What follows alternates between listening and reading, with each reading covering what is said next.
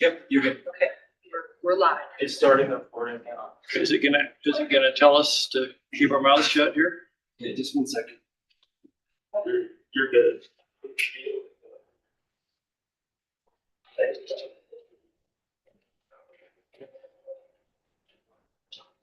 Recording.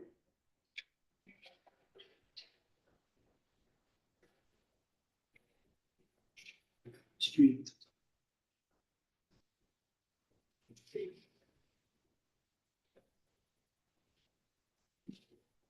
It says it's live. Can I get a piece of paper? I walked out without my Oh, notes. you bet, you bet. Paper. Thank you. If I got lots more, we're not Cape Cod. This will probably do me. I don't have anything that I had written down to talk about. As if you with vice-like memories don't need to write all this stuff down.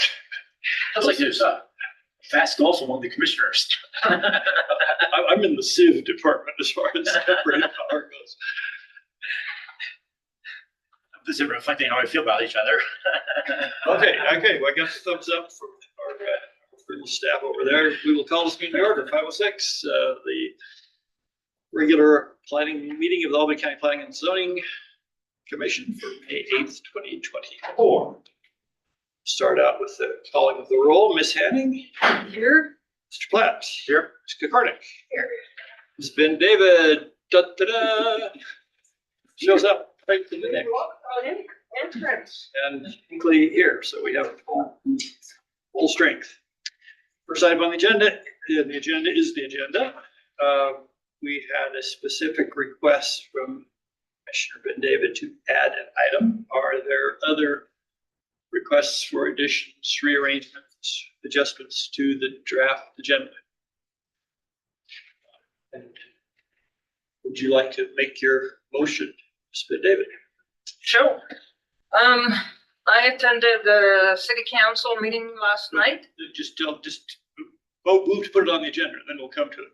Just put it on. Yeah, I'm getting it. Okay. So I would like to add to an item to the agenda to discuss an amendment to the subdivision zoning regulation that will require a setback of half a mile from railroad tracks. And I would suggest we put that at the end of our current planning projects. Does that seem like an appropriate place for it? Sure. Okay, it's been moved to add that item to our agenda. Is there a second? I'll second. Okay, further discussion? There's the aye. Aye. Go at the same time. We have that amendment made. Is there a motion to approve the agenda as amended? I moved to approve the agenda as presented. Second, I second. further discussion of that motion. All in favor of approving the agenda as amended, say aye. Aye. Aye. Opposed? Oh, we beat the recording by 2 items. Okay, moving us to the. I was wondering where that was. Yeah, that's the cue I was used to seeing. Okay, let's look at Find the, out we're alive. the April 10, 2024 minutes. Those who had a chance to look through those are welcome to offer their corrections, additions, thoughts at this point.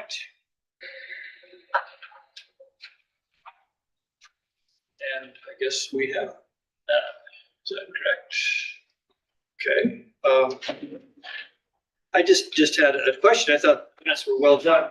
And I didn't go back and check, but were all of the indicated changes made? Assume so, but is that, yeah, it's all right. Okay, so we don't have to worry about that. All right, I'm open to a motion to approve the minutes as distributed. I make a motion and we approve the minutes. Second, Second.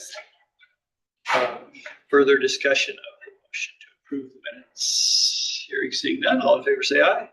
Aye. Aye. Same sign, opposed. That is a done deal. Okay. Yes. While we're getting wired, let's go through our usual, anybody want to talk about possible conflicts of interest, disclosures, that the public ought to be aware of? Ms. Hanning? No, nothing to disclose. Nothing to indicate herself. She's hiding under the bench. Mr. Platt, Mr. Cornick, Ms. Ben David. Nothing. Okay, I would just point out that I have been in communication with the environmental planner. Have I got Ms. Erickson's title correct?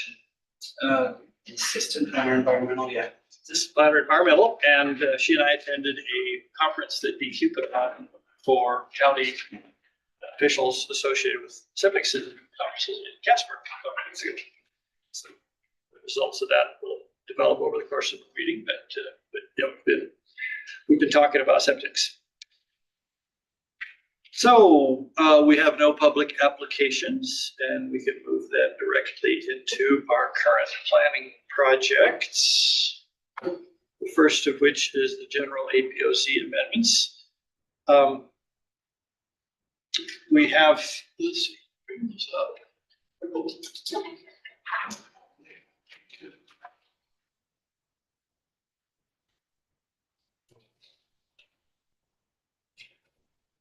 We had a short cover memo from Planning Director Gertsch, and then we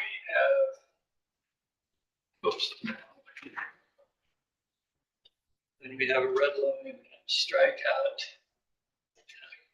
so-called clean version. There are a few things left over from last time. Let's just start at the top if that works for folks. Just make another sweep through it. I think it was just odds and ends, and I've got a few things I would like to bring forward.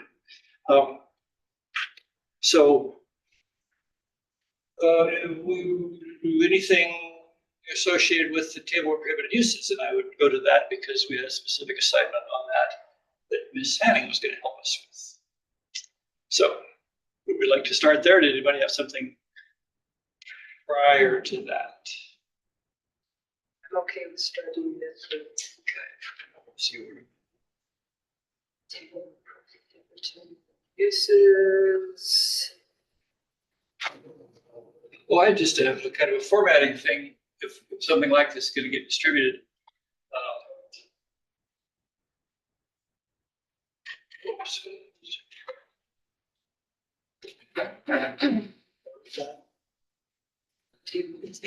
The thing we saw is titled CAP recommendations to B 1.1.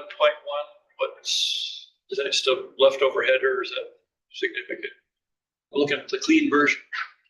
What does it say on the other one? That's the first. I think that's the current version that we're doing.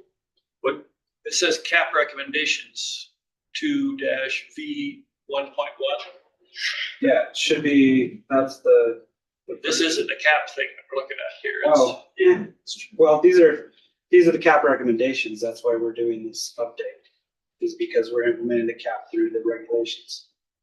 That's why it's named that. Okay.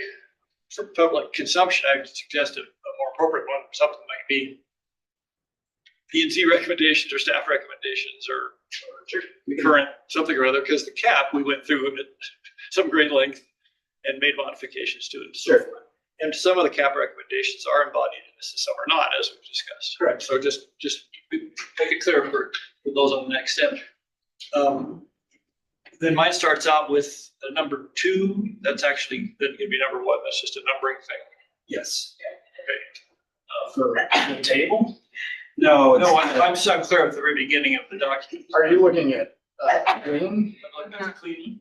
Yeah, so that's But it actually, is there more of D before? No, there's no, not. it's when you look at it on the red line, it makes sense, and then Okay. it's just Microsoft Word.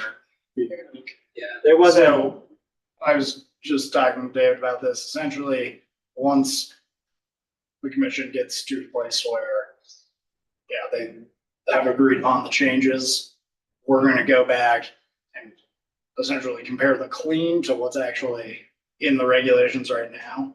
Because right now we have red lines of added language that isn't actually in it. So this is very much so working document. I was thinking as we're getting close, we hope very close to putting it out Right. for the public. Okay, I'm just going to flag those in case they'd escaped anybody's attention. And then, yeah, we had one of these, I remember last year that we had marked up an interim version. And so, yeah, that's just housekeeping. On line 11, there's a extra period that caught my eye as I was reading these. It should be a new paragraph. Oh, it is, I guess it is. That is the title is definitions, Yeah. so that, the 2 periods, it should be a, Okay, that was probably intended as. yeah.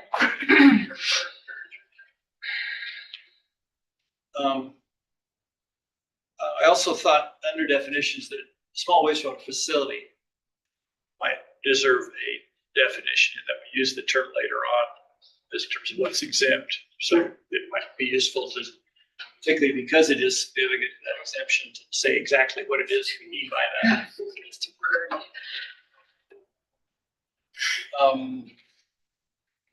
I'm sorry, I thought we could go right to the table, but then as I'm looking through my scanned in version, line 88 stops in midstream. Yep. What's going on there? I don't know for sure. Okay, It just Which didn't. one was this? 88 Is this on the clean or the, sorry? on the clean. I'm looking at the plans. I think I know what it is. Is this one of the comments that was made by Aqua? Yeah. What was it? I don't know. It's just I'm thinking it was something about where you find the official map. So it should say a proposed, I think, if I'm at the right place, proposed APOZ boundary map for the official Albany County zoning maps based upon the proposed site-specific APOZ boundary amendment. That's what it should say. That's what we approved. It doesn't make sense. No, Yeah, no, that's what we have a boundary now. There is additional proposed to it.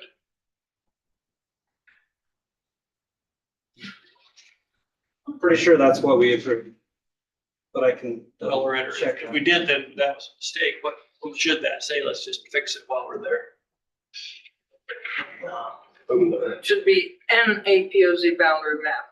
So based upon it should say, yeah, I think if we had it initially, it might not have just tracked from when we did just the APOZ boundary amendments specifically. The one I have is it says a proposed APOZ boundary map for the official Albany County zoning maps based upon the proposed site-specific APOZ boundary amendment. Yeah. That was what was adopted. So if that's wrong, It just we didn't correct. get into this version for the law. That phrase doesn't make any sense. That's what That's what was adopted. approved. It may not make sense, but that was what was in. Okay, but we're now. Correct. We can correct that So now. I'm suggesting Yes. we correct that. Absolutely. And maybe the correction is as That's simple how it's as, supposed to say. as putting a period after that and stopping with that. With An APOZ boundary map for the official Albany County zoning maps. well, all right. Well, Is found, is available, and, that's the point here is Yeah. just that there is there is a boundary map, here's where you can find it. Right. Well, no, Well, it's- this is under the site-specific. So this is for the site Amendment. specific, so you wanted site specific Gotcha. applicants to bring. Oh, yeah, forth yeah. A proposed a map. proposed boundary map Yes. amendment Okay, I see. based upon the application. Yes, yes. No, my mistake. I was reading just that in isolation. So the original language stands. Yes. Gotcha. Now that we know the context. Okay, sorry. My confusion. Context is all.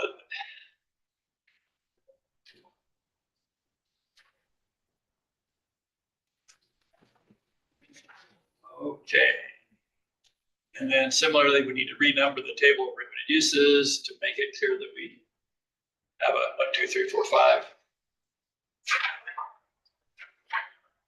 And I'm at table of prohibited uses. So I'd like to add one, but let's go back to Ms. Hanning here. I know you'd worked on that. Clean version is number. Oh, I guess we have to renumber this table. Yeah, number 29 on what we're looking at, whatever that ends up being. So it turns out these regs are now in chapter 27 of the WDEQ regulations. I don't know if you still want to reference For where now? the. For instead of 16, it's instead of chapter 16, it's actually chapter 27. Okay.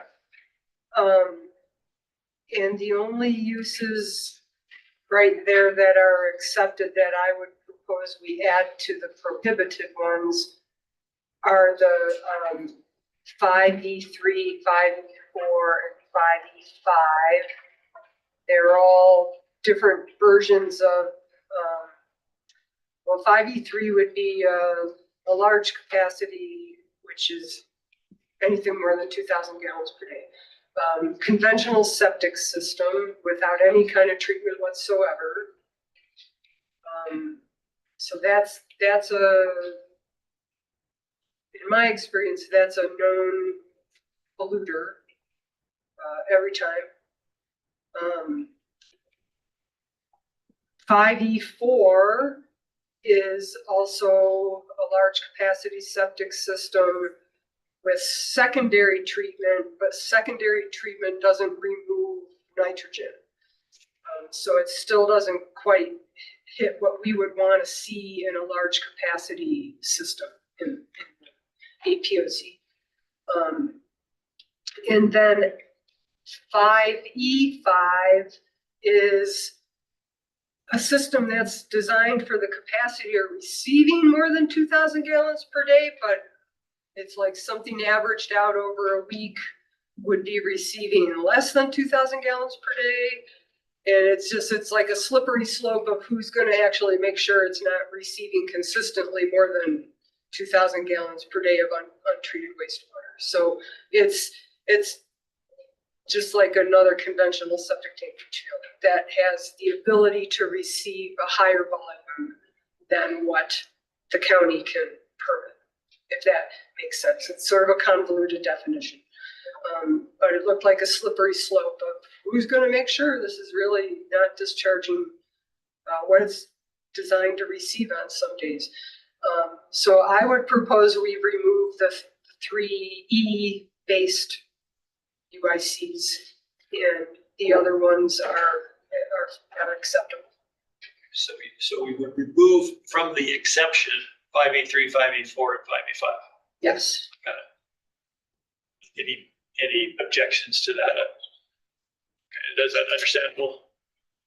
Staff end. Any comments from you guys? I have no comments. Can I make one quick Please. comment on the table? Can we use the same font throughout? There are a few places where the font changes. So Matt? I have learned that this is just like a bug in Microsoft Word. Which you can't fix. I change it every single time. And then as soon as I reopen it, it's back to this. Excellent. And there's nothing I can do. So and what we'll do is we're gonna take all the changes and we'll put it into a clean document and then redline the clean document and hope that everything sticks. Save it. So, yeah. Nothing changed. So it's changed. Have an I understand how you feel. I can't tell you how many times it happens to me. Yeah, absolutely. We left our last meeting with discussion of the table, and Mr. Kirch, I'm looking to you. You had some concerns about what was kind of coherent and what wasn't. Have you thought about that any further? Are you happy with things now? The discussion was whether we could only look at things that required a certificate of some kind, and that discussion recall. Well, I think my point was more, can we apply regulations to what DEQ is going to improve? That was my concern. It's not necessarily what you said, I guess. Oh, okay. Oh, I thought that some of this was that you were concerned how we would ever know that they were building something. And the answer was like nuisances. It would come to our attention somehow. Maybe I misunderstood your concern. Yeah, I think that was brought up and discussed, but that wasn't my initial concern. What I'm trying to express. But yeah, I don't necessarily have any huge concerns about having this in here. I just had the question whether we can or can't. We've been doing this for years, so. And honestly, we've worked on projects where DEQ has contacted us and asked us what our regulations are. And so they kind of have enforced what we've done, whether they legally had to or not. I don't know, they did call it me.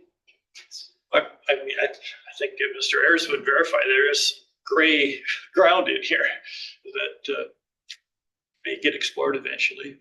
The fact that we are prohibiting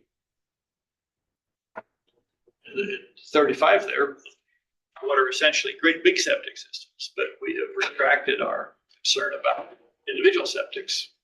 Some might, we've drawn a line in there somewhere, we can what we're regulating, what we aren't through zoning. But I'm prepared to move forward. Any thoughts on that, or you concerned? You mean 29 Well, or? yeah, I guess 29 is what I'm talking about right now. And as per the last meeting, we agreed that we would not accept everything, only we would have a consistent theme in terms of trying to reduce contaminant loading. Yeah, I mean, if it's an issue, it's not because of that. Okay. Okay, consider that a passing grade, if not an A plus. Other thoughts on the table? Okay, you recall I had some concern when we had eliminated a prohibited use discussing water wells. As I was going back through and comparing what we were doing with the CAP recommendations, I was reminded that was one of the CAP recommendations.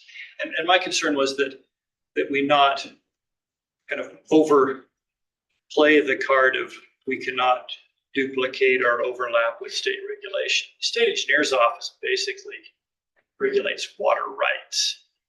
And there are a whole variety of reasons people drill holes in the ground, from water wells to monitor wells, which are not permitted through the state engineer's office, political strat holes just to see what's down there, mineral exploration holes and all kinds. So I would like to see us kind of rehabilitate that. The language I would use to be more expansive is in the table of prohibited uses, wells and boreholes which are not capped or properly abandoned in compliance with state regulations, just to hold that space. Is that,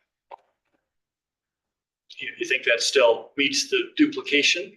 Because like I say, there is nobody regulating. It's a problem for us hydrogeologists. People go out there and drill holes, call them strat holes or uranium holes. Water's running up and down on it. It's a big mess.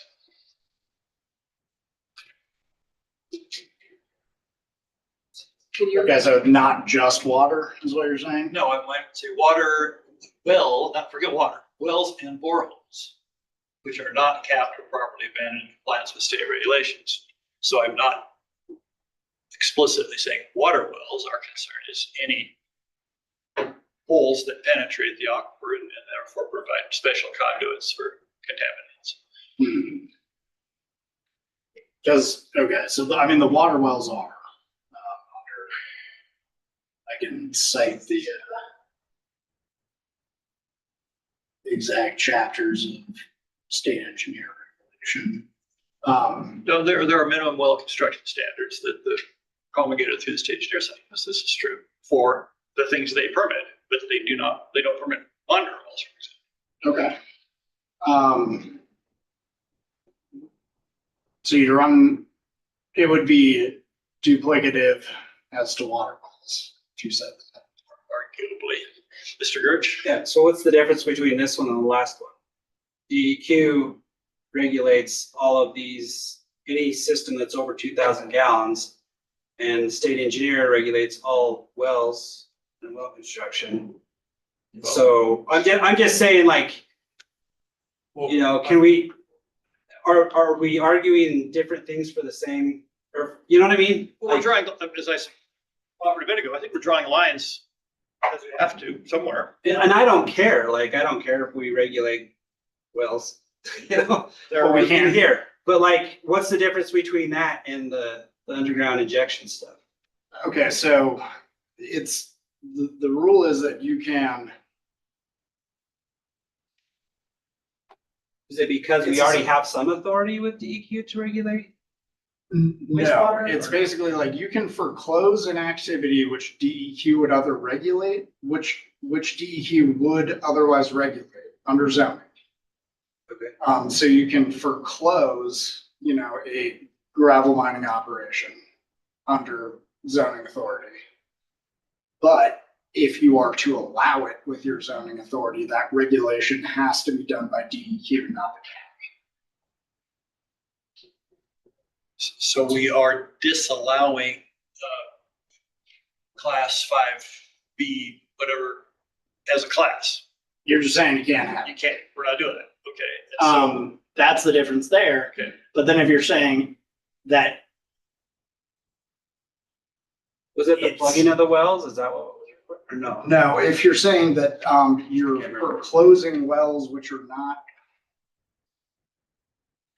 wells and boreholes, I mean, I'm deliberately broadening my language. wells and boreholes in accordance with state regulation. Right, and some of those, So that's the thing, is you're foreclosing it based on a regulatory statement. so that my statement would have to eliminate the reference to state regulation, otherwise I'm admitting that it's regulated by the state and we can't regulate. Okay, I see the semantic point there. Properly abandoned period, that would be rather loose, but it would flag the point that I think is important, that we were identifying that as something we want not to happen. Can I ask a question, Mr. Chair? I'm not up to speed on the SEO regulations, but are there some pre-regulation wells that could exist on parcels? And are there abandoned wells that aren't completed properly that, does the SEO, if they become aware of them, have rules to require abandonment? Well, I mean, that opens up a whole. Yes, there are wells out there that are not built to current standards. Pre-regulation, like, okay, so Lots of, So that's a category of well that's up for grabs regulatory. so I don't know, is that true? It's like an SEO regulation? That if there's a well that was constructed prior to state engineer regulation of well construction, where are they? Don't know. Let me try to find the reference. I mean, the SEO wouldn't be bound by the same non-conforming standards that, say, county zoning is. So unless it has a carve out for, wells of certain dates in the regulations themselves.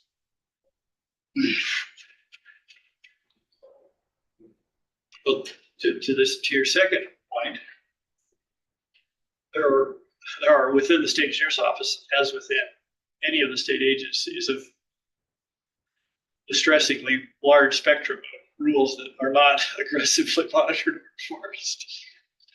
It's illegal to have a free flowing well, for example, under state engineer regulations. They're all over the place. It's a policing enforcement staffing issue.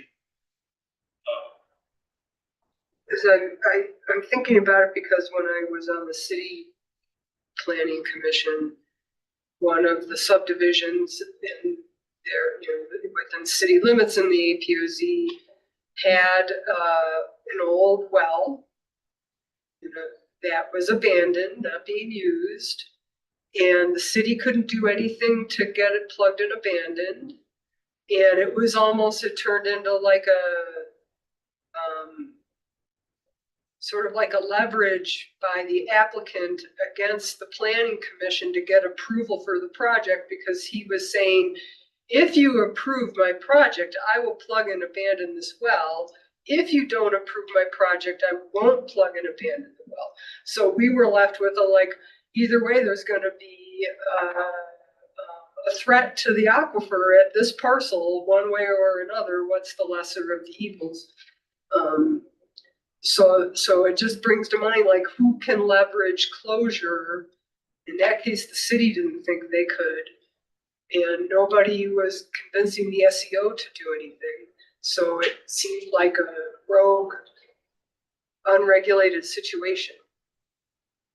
So had there been a regulation that prohibited abandoned unplugged wells, that would have been helpful to that discussion. I'm wondering about that Seems like it. in relation to what we're looking at here. Maybe Mr. Ayers has to. There are large regulatory gaps in the state of Wyoming that end up being problematic. Does that So include some of the well setups and septic setups in the schoolyard?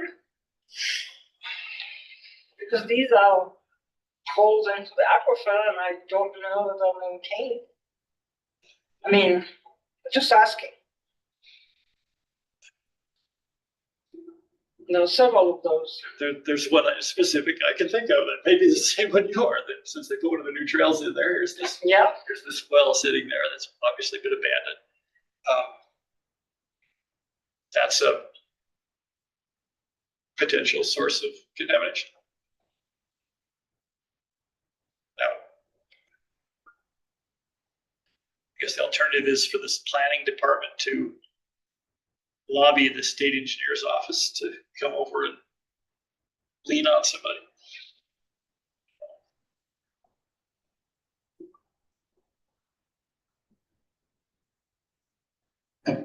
I mean, if this is a highly problematic, okay, so it's a water well. Water well plugging and abandonments is section 4 of chapter 4 of the state engineers water well minimum construction standards. So then if you're talking about other types of wells or boreholes, okay, if it is oil and gas, that's gonna be oil and gas conservation. I can rather safely assume for their abandonment standards, probably also those waste pits. But then what other wells could it be? well, I'm not up to speed on that. You're absolutely right. Oil and Gas Commission has the elaborate plugging and abandonment standards. Yeah. Exploratory boreholes is the other place you see this. The uranium industry was notorious because they do very tightly spaced exploratory wells. Were they cased? No. Okay, how's that a structure? Well, there you go. Is a hole a structure? The absence of. Yeah, I don't know. Or a land use. Well, it's a land use. It was at one point. It wasn't. Maybe.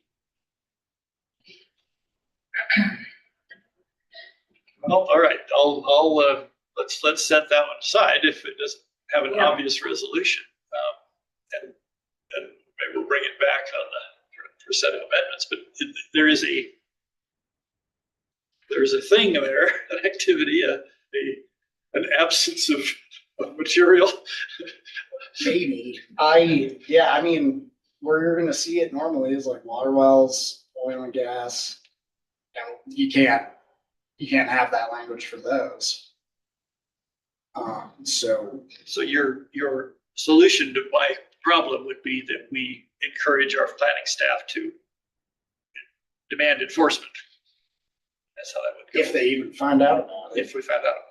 Yeah. All right, like the one that we're all aware of. I mean, I have no idea how that would.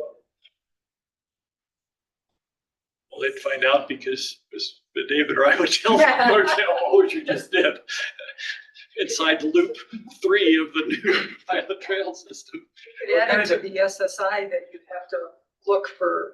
And they are a vulnerable Yeah, That's a feature. good idea. Well, that would be a vulnerable feature. Yeah, Anything that that's a vulnerable increases feature. That's a great idea. whatever the likelihood of transmission.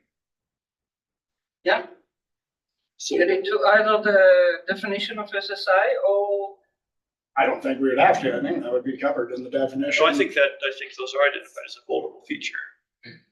Yes. hole and wells. Open, unabandoned wells, so forth. Is that not? Any physical feature at ground surface that enhances the potential for rapid infiltration and aquifer contamination, including wells, folds, faults, fractures, springs, locations where groundwater is less than 70 feet. So So it need not be in the perimeter. unless you wanted to just add like wells, Boreholes. boreholes, folds, faults. You could add boreholes to that definition if. Okay, if wells seems to be a hang up for folks, sure. Let's add boreholes. Yeah. That's things that somebody would say, oh, it's not a well.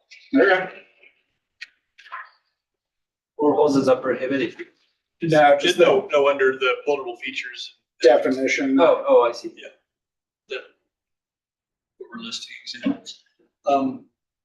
Okay, let's move on. I think it put a discussion there, and it's this whole issue of where do we overlap with other agencies, which has moved all of the conventional single septics out of our regs entirely.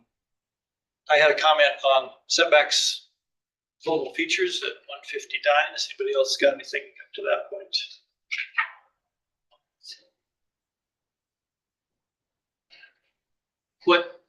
What flagged my attention there was looking at the table of uses that are allowed in rural residential. I don't know, can you lay your hands on that quickly and bring that up? Just in the regular zoning resolution, the table that shows all the conditionals and all the uses. Yeah, Jill will bring it up for us. And what we'll find there under uses by right are commercial livestock operations.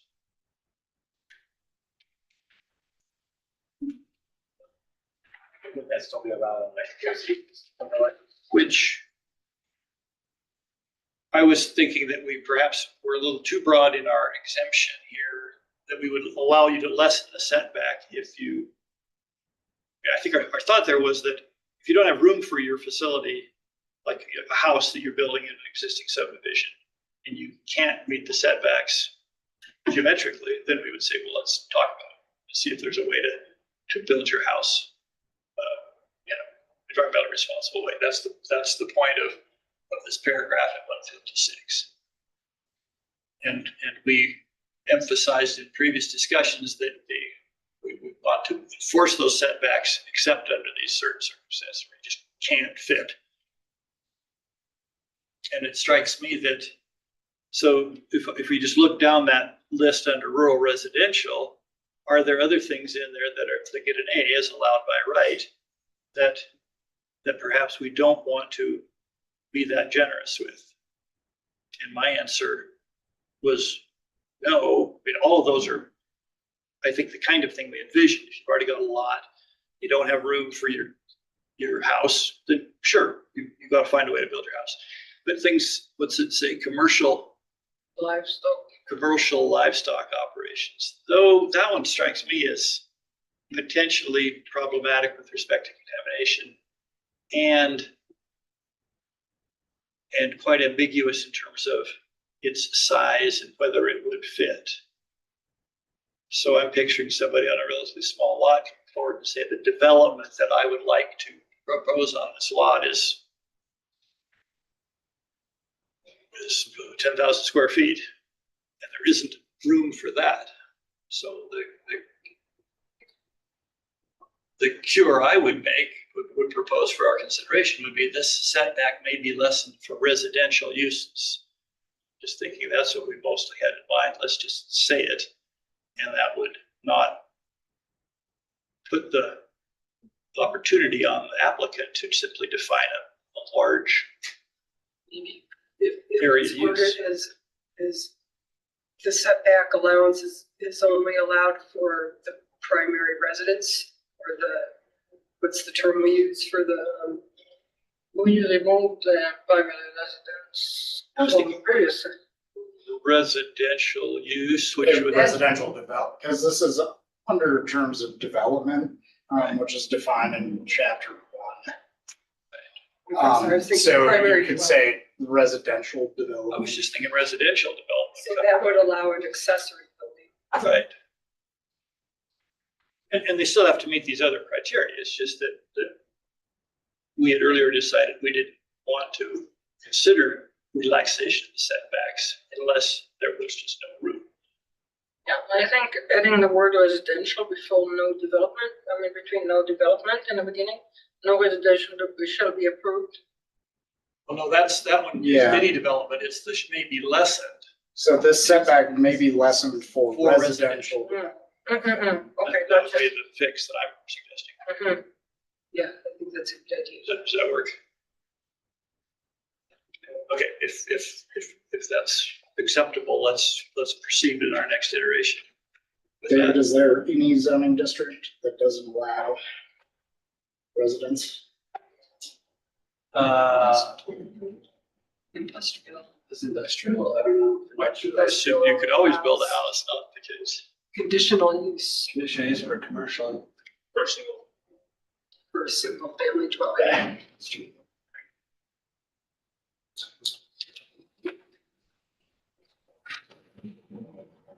Okay,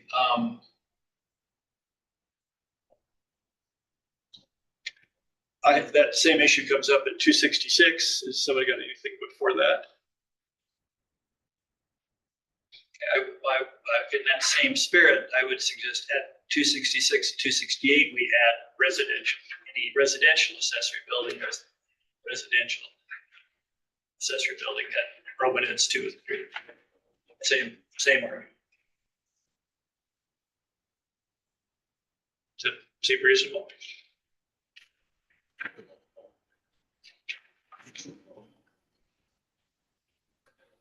You need to catch up, Mr. Harris. Yeah, I do, I'm sorry. Okay, so is Romanet 2 and 3, lines 266 and 268 of the lead.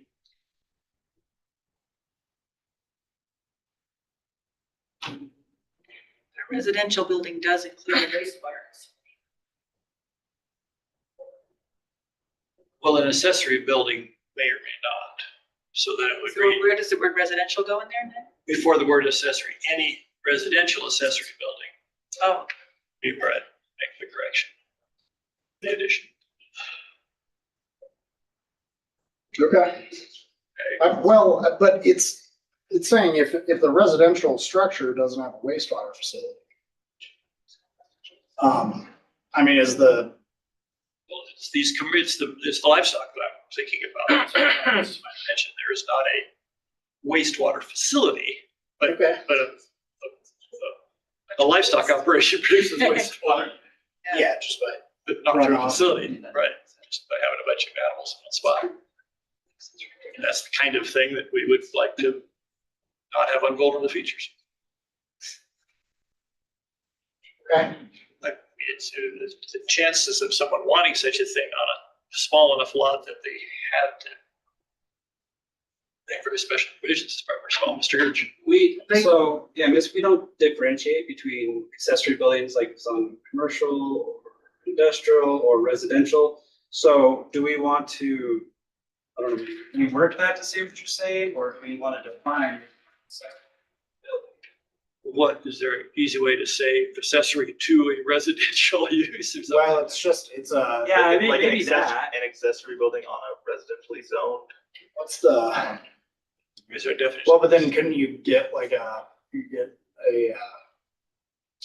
some sort of livestock? And, I don't know. It's not the best term.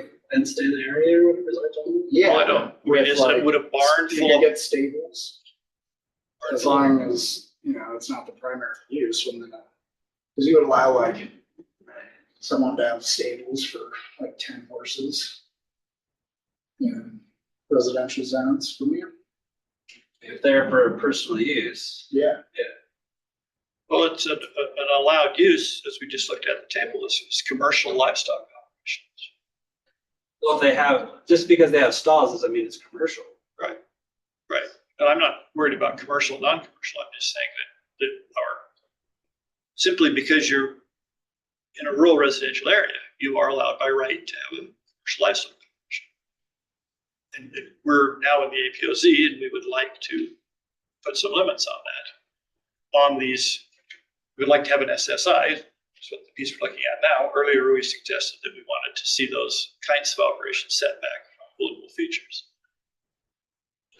So if there's a better way to say it, I think we're clear on what we're trying to do is decks and tool sheds, hot tubs, and whatever else might be considered accessory building to your residential use is one thing, but barn full of horses would not be considered accessory residential. Can I find a way to say that? Well, I mean, the accessory building / structure definition, chapter 2, is a building that is incidental, detached, and subordinate to the principal building on the premises, and it's not used as a residence. So it's Also covered by item 35 in the table. Where we say commercial animal feeding operations. in the prohibited uses. Isn't that the confined feeding operation? I mean, That's again a slightly different thing. Would you consider a stable to be an accessory building under the definition Mr. Ayers just read? I would not. As long as it is incidental to the principal building would be the, It's a boarding stable, no. it's a what? A boarding stable that they're, a commercial business. Yeah, it doesn't say that. There's a but I difference mean, between a commercial business and having your own animals, right? that makes sense that you would fit in like a commercial distinction. Cause then that, I mean, it doesn't, I don't know if it says it anywhere, but it essentially, I mean, if you're using something for commercial purpose. Well, not necessarily, if it's own business.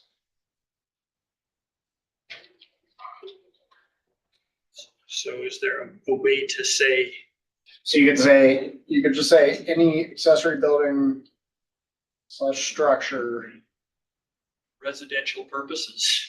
on residentially zoned parcels? I don't see that Well, makes any difference. I mean, quite with the residentially zoned parcels, we're in the APOC now. And we're talking about doing SSIs for additional building. And we're saying you don't need to have an SSI if you're putting up tool shed or a and your garage or any of the number of benign items associated with your residential use. I would like to draw the line between that and building stable. About something like any accessory building structure associated with the residential use on the property. That would work. well, what if it's like a home business and you have a shed? That would be like a permitted accessory building / structure as of right. Well, as long as it's the home business isn't disallowed by the prohibited use table, wouldn't matter, would it? I don't think so. Yeah. But then that accessory building / structure wouldn't be allowed because it's not for a purely residential use.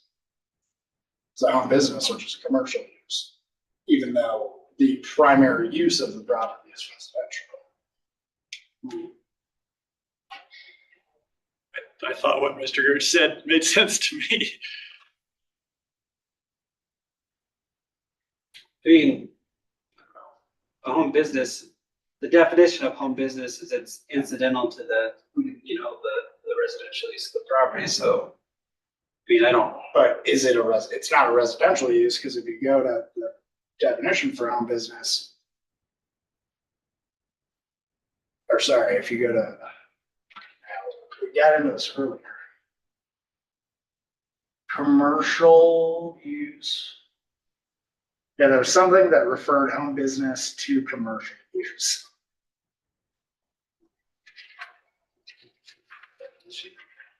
Which is why we were able to cut all of the commercial and or home business, which involves from the prohibited use table.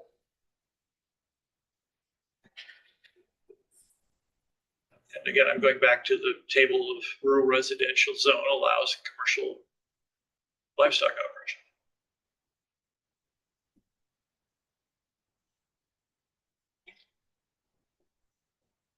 Well, I don't so object to that. I'm so if just saying. somebody wanted an outbuilding and they're just gonna put 2 horses in it,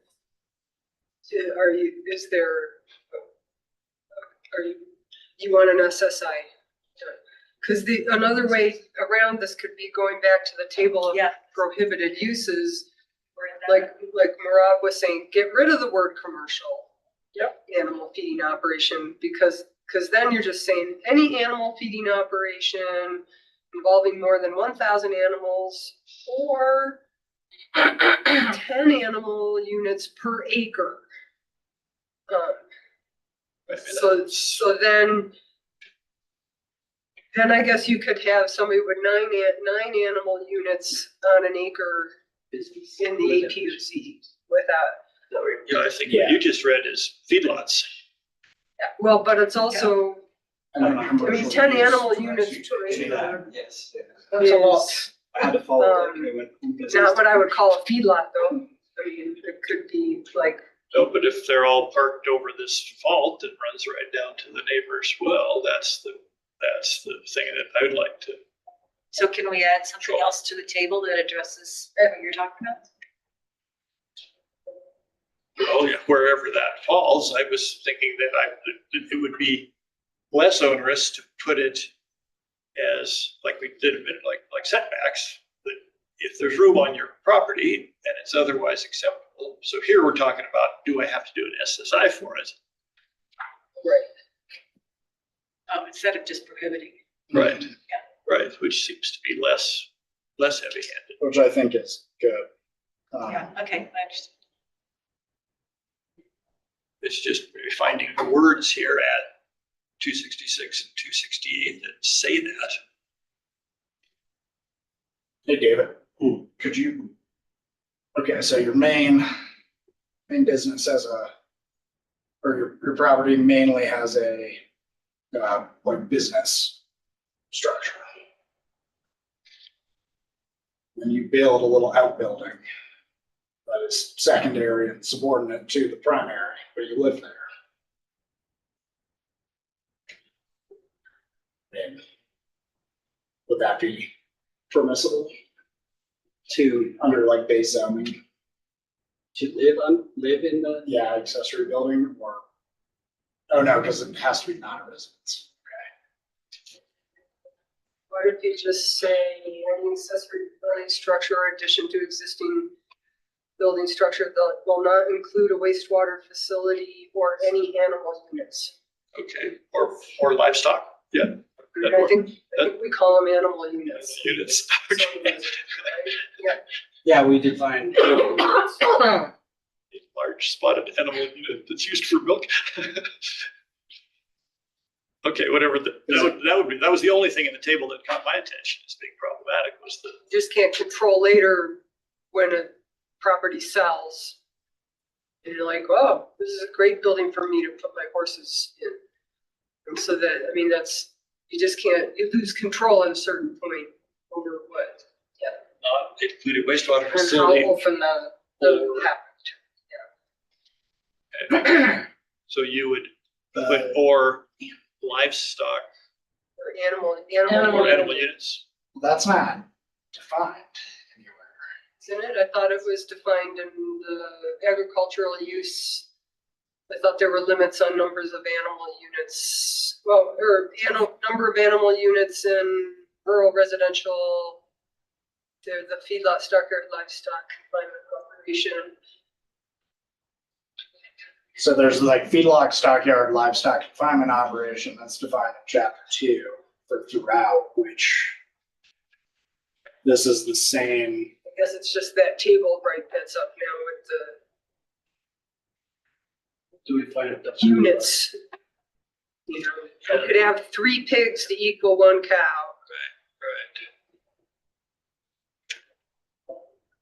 5 goats.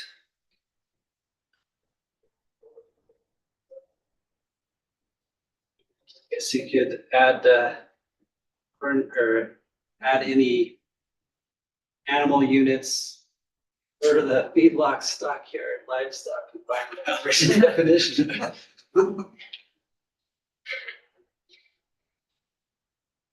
That will not include a wastewater facility and are not for the, how'd you say that, storage Maintenance, of animals? Or you like, maintaining your animal.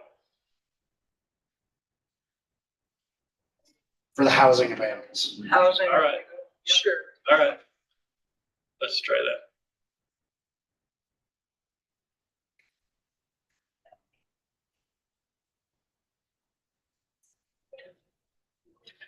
It's not thin.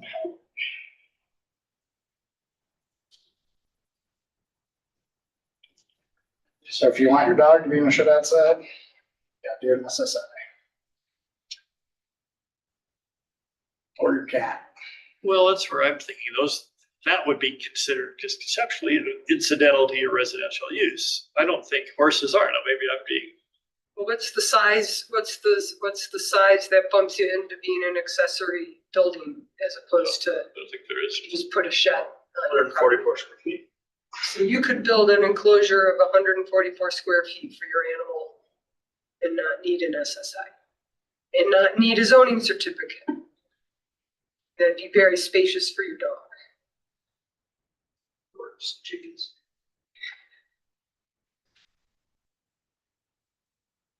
Well, wait.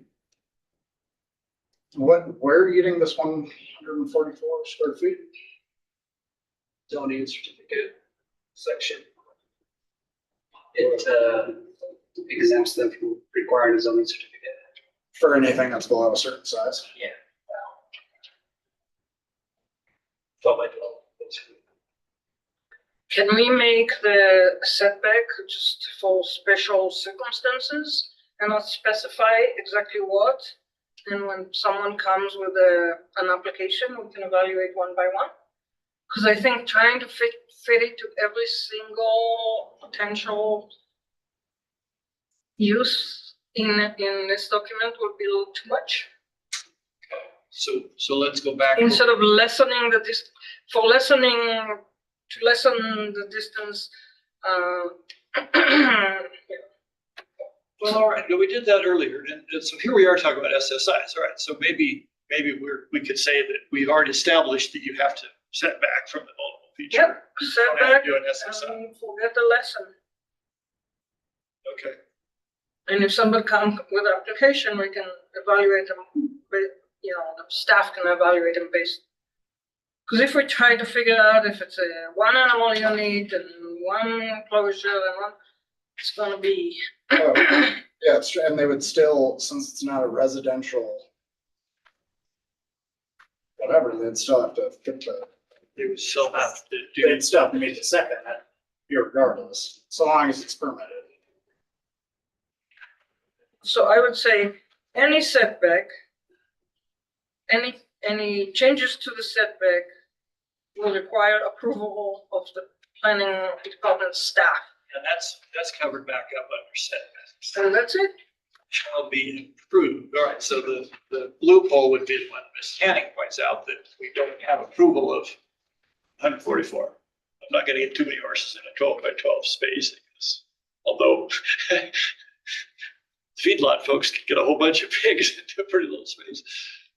So All right, I'm willing to let that one go if that sounds like we've got it covered adequately under setbacks. I think instead of saying lessened upon approval, can be changed upon approval, lessened, it's fine. Okay, Does it? No.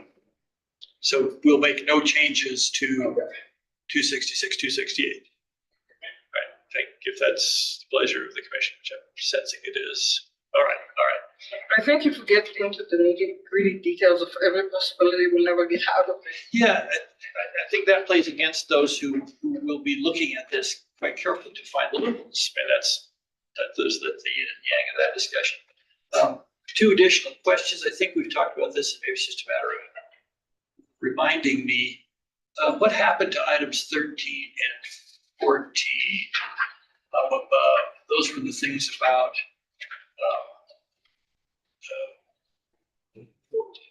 existing laws, locked for contamination not affected. So we already have that, chapter 1.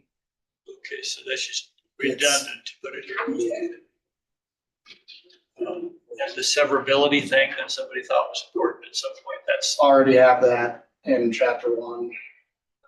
Those are general provisions that Okay. don't need to be repeated again. Good. I thought that was probably the answer, but I just wanted to make it clear as I was making a comparison of what had changed. Then the final item that came up again in my comparison with CAP was the treatment of non-conforming uses. Now, as we've currently treated that, there's nothing in here specific to the APOZ on non-conforming uses.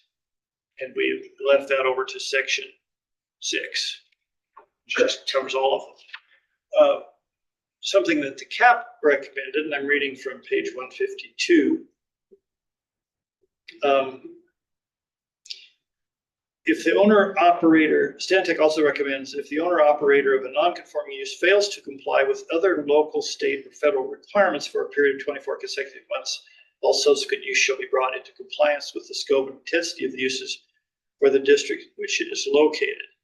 So that would say that you lose your grandfather status if you have failed to remain in compliance with the laws. Was that, this was a huge issue with tollways.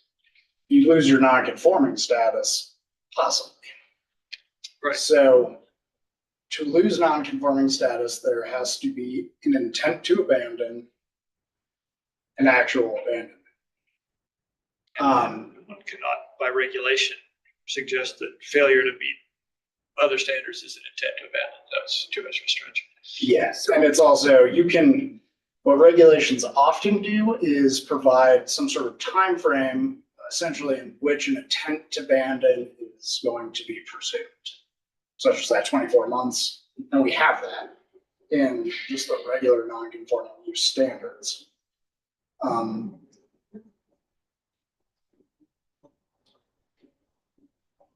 But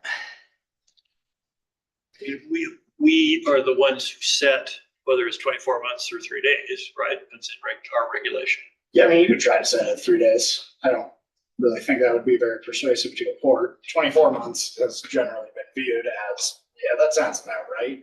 You know, if you don't do something for 24 months, that's a 10. Okay, but To abandon. the point is that that's regulatable by county regulation. So I guess my question is, I'm suggesting we go to 3 days, but can one further define what maintains your non-conforming use? Like saying you have to have been in operation with some minimal level for X continuous months, and you have to have been in compliance with regulations.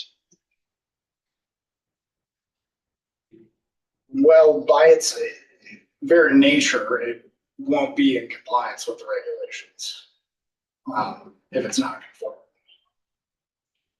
No, let's use Tumbleweed as our example. It was they had all their pumps hadn't been calibrated for years, but they had sold a few gallons of gas here and there over the previous 2 years. And that was what the basis for the county, correct me if I'm wrong, Mr. Kirch, ultimately agreeing that they had not abandoned the use. Originally, the county was brought suit against them as an abandoned, lost their non-conforming status. Yes, which was withdrawn. And that was withdrawn in the face of the demonstration that they had, in fact, Sold some gas. made some minimal gas sales despite their failure to report to the taxing authorities, their failure to get their pumps calibrated, their failure in a variety of ways. It was state documents that proved that they had actually, I don't know which agency, but they had used So it was the tanks, it was to be able to still qualify for the lust fund. You know, you had to report your sales, you had to pay a nominal fee every year, and then you'd stay in the program. And so they were motivated to stay in the program, but they abandoned all other required regulations in terms of what you're supposed to do to legally sell gasoline. So they were calculating about where they put their effort. I guess I should start with, is there any sympathy in the commission for tightening our grandfathering criteria?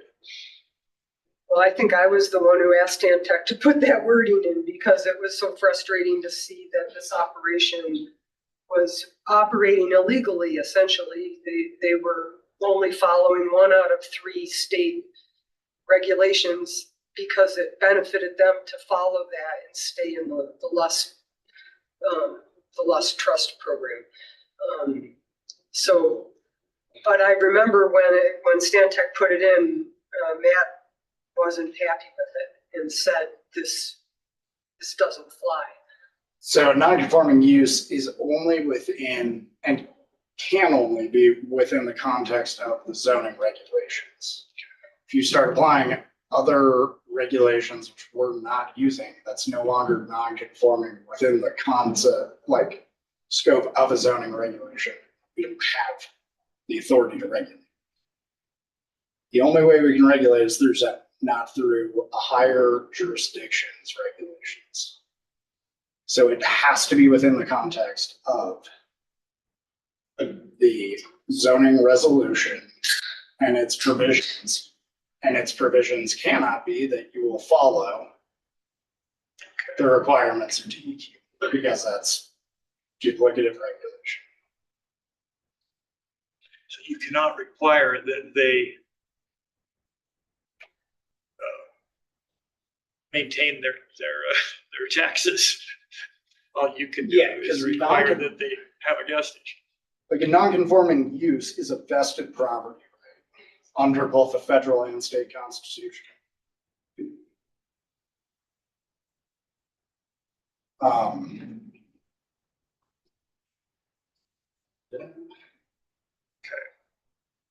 And then, So those are not land uses, paying your taxes and getting your taxes. yeah, it has to be terminated by abandonment, discontinuance, or non-use for a prescribed period, amortization, which we can't do in Wyoming, or voluntary or involuntary disclosure. So what's considered non-use was then the issue. And apparently Yeah, and it's gonna have to be non-use within the context of the resolution. What you can prohibit or regulate, and what, the use is under the zoning resolution. So let me walk us through tumbleweed, see if I understand this. The use that was non-conforming was a gas station. Mm-hmm. So if it ceased to be used as a gas station for the appropriate amount of time, it lost its grandfather status. Yes, unless they could show that there was not a period of discontinuance or abandonment, or there is an intention to resume the activity in the future. Ever? Now it has to be reasonable. So then this gets under common law. So you can always have like seasonal use. It could also just be something where it's like a hiccup momentarily, but you intend to use it. That doesn't make it discontinued or abandoned.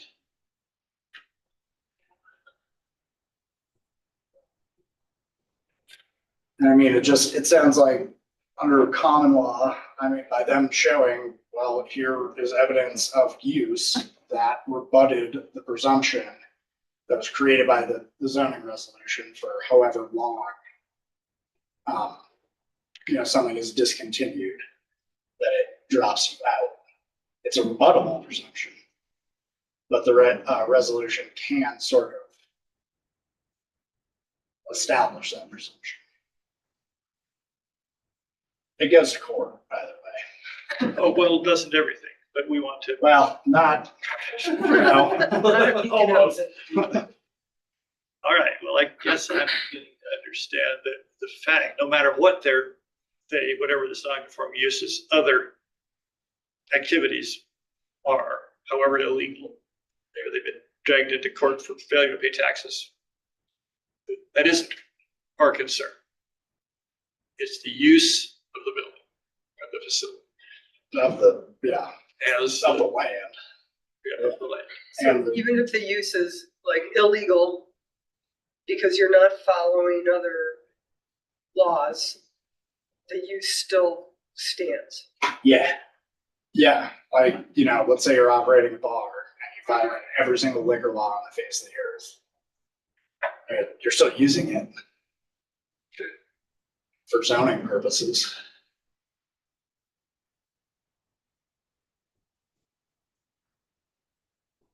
Okay. Drat. No, I mean, that's within the parameters that are laid out for us. It's fair. All right. What else? I think that's all the remaining questions, comments that I had. We have some public comments on this one. Are there other thoughts from the commission staff? We would proceed otherwise. All right, let's, Ms. Magdonis, are you here to make a comment or just to answer questions? Okay, we have the written comments from the organization. Would it be appropriate to just work through those? Sure. To see what we think?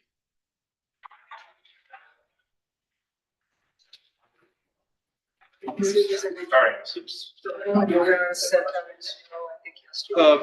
Sure.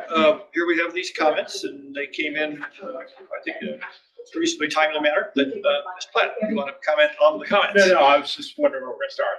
Oh, I just started at the top. Okay, yeah. So is that reasonable? I was gonna jump into the next page, but. Oh, okay. All right, so I'm now looking at the first page of the comments, public comments submitted by Albany County Clean Water Advocates.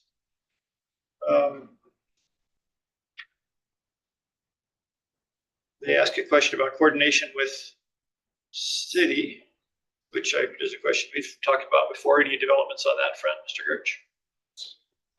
So once we have something we're done working with, I plan to send it to the city for their comments directly, so that they can make comments during that public comment period, just like everybody else. But yeah. So they will participate like in the 30-day public comment period. Public hearing. I mean, it just doesn't make sense that we give them a document like in the middle of what we're doing, and then that document's changing all the time. So yeah, that was my thought, anyways. And they haven't done anything themselves. I mean, because that what you just said works the other way as well. Are they proceeding to look at regulations that we should be aware of? Not that I'm aware. I haven't heard, I guess. So, but I can reach out. You know, we can touch base. I think that would be appropriate to just let's make sure we're not plowing up the same ground. Yeah, I wish I'd think of some of these things when I'm around them, because we do see each other quite a bit. So okay. But yeah, we'll talk to them.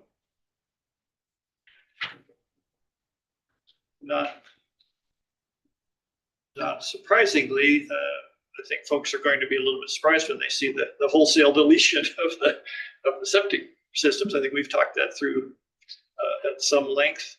Mr. Ayers, have you had a chance to look at these comments? Yeah. They had a specific suggestion that would just serve to kind of tie the two documents together. How did that strike you? Well, you know, I have another little general provision to point out, which is I just wrote it in the brief. I'm sure I can't find it. But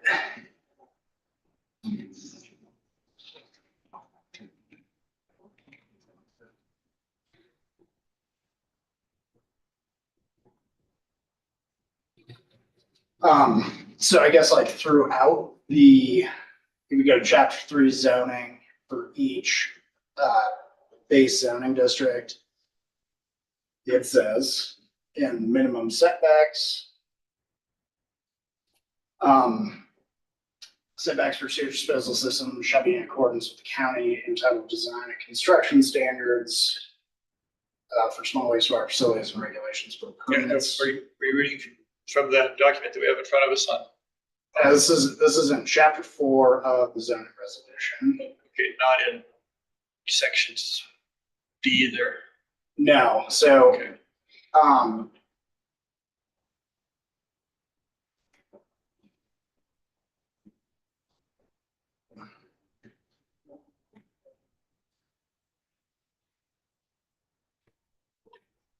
it would be.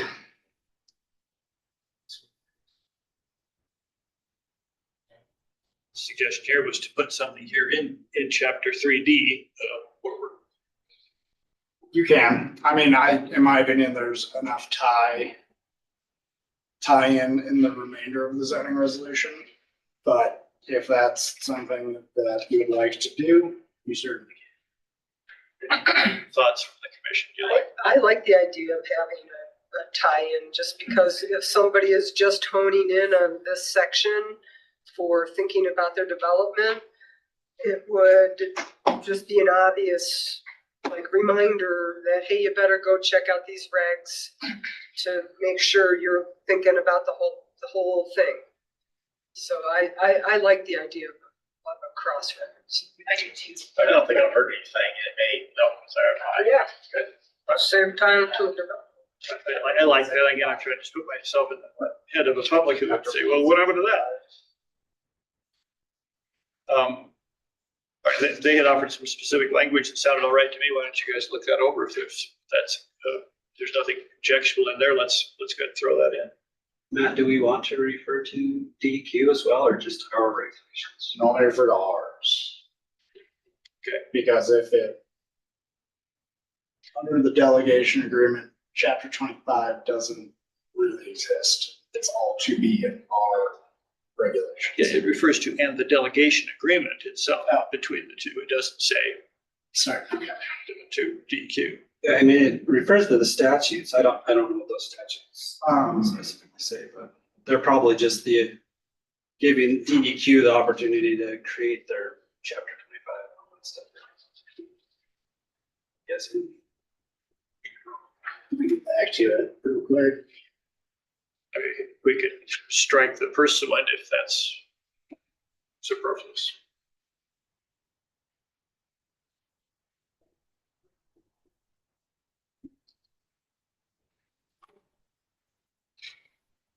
Yeah, I bet that's just referring to the delegation agreement statutes, right? Is that what you're saying? Yeah. Yeah, I'm assuming I think that's especially vigorous, but really public to want to start looking at those statutes, I think. yeah. Well, we could strike the pursuant. As Mr. Ayers is suggesting, the whole thing is somewhat redundant, so we don't need to add additional redundancy. If we just left it agreement between Albany County and Wyoming Quality, that would say it.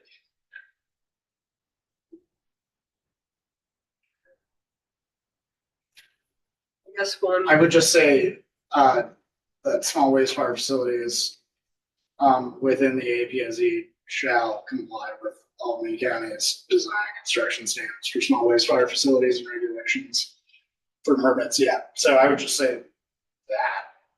So where does that stop? The Facilities? facility, the second or third or fourth mention of facilities. Okay, right before and the delegation agreement. that's specific. Yeah, Okay, so we're gonna strike the last part of the last 3 lines of the suggestion. This is making me think of a little bit of a loophole in the APOZ regulations, that if I wanted to build and I was going to put in an enhanced less than 2,000 gallon per day system, I'd be going and getting my permit from DEQ and bypassing the county entirely. So how do you how do we make sure that those wastewater systems So are, is that for sure? according to the notes from our work, our task, whatever that meeting was with them back in February Okay. 2 years ago, Jennifer Zigmund said that any enhanced system is gonna have to go through them. Okay. So we should make sure we're capturing those systems in, as being a development we want to have follow the setbacks. Because they won't get sent into the county small wastewater regulations. Interesting. They'll be getting permitted. So then you get into, you're regulating something which DEQ would otherwise regulate. But we're, But then that should be sorted out in the delegation agreement. It seems like maybe the home of that is in the new delegation. but couldn't you, I mean, No, because they do design and layout and site plan for the enhanced. So if you're doing anything with like design or layout, conflicting At this point. at this point. unless you sweep it into the delegation agreement. And we'll discuss that on the wastewater regs. I think that's an important point. It's something that's bedeviled Ms. Erickson is where is this office with respect to enhanced systems? I'm not sure that is always the case. That it always goes through DEQ. Well, Mike, for all I know, it's, I can't speak to. I don't know if they have it set up as permit by rule. Right. I don't know. I haven't looked at that. Well, it would seem reasonable to proceed, let's see if we're wrong, under the assumption that DEQ can delegate to the county whatever it pleases. You're thinking that may not be the case. I mean, if the DEQ through the delegation agreement says, we delegate you to do X, Y, Z, does that?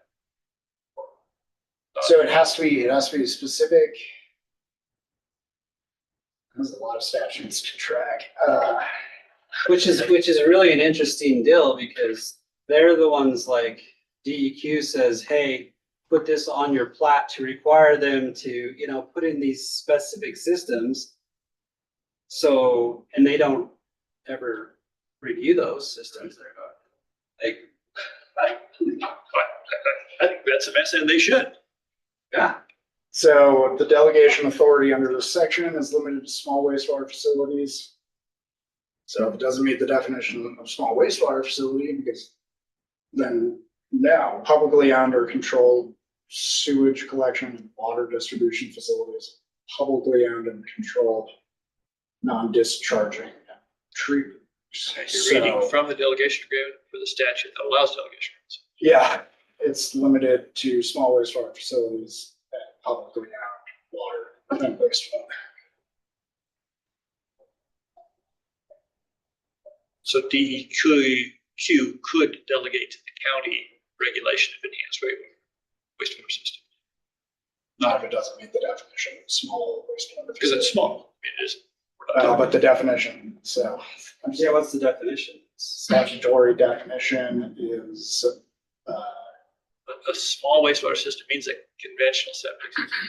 no, that is, It should include septic systems, ATUs, maybe small package plants. I don't know. I mean,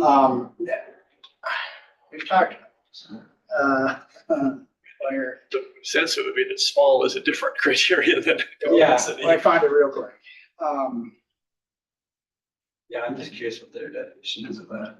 Definitions.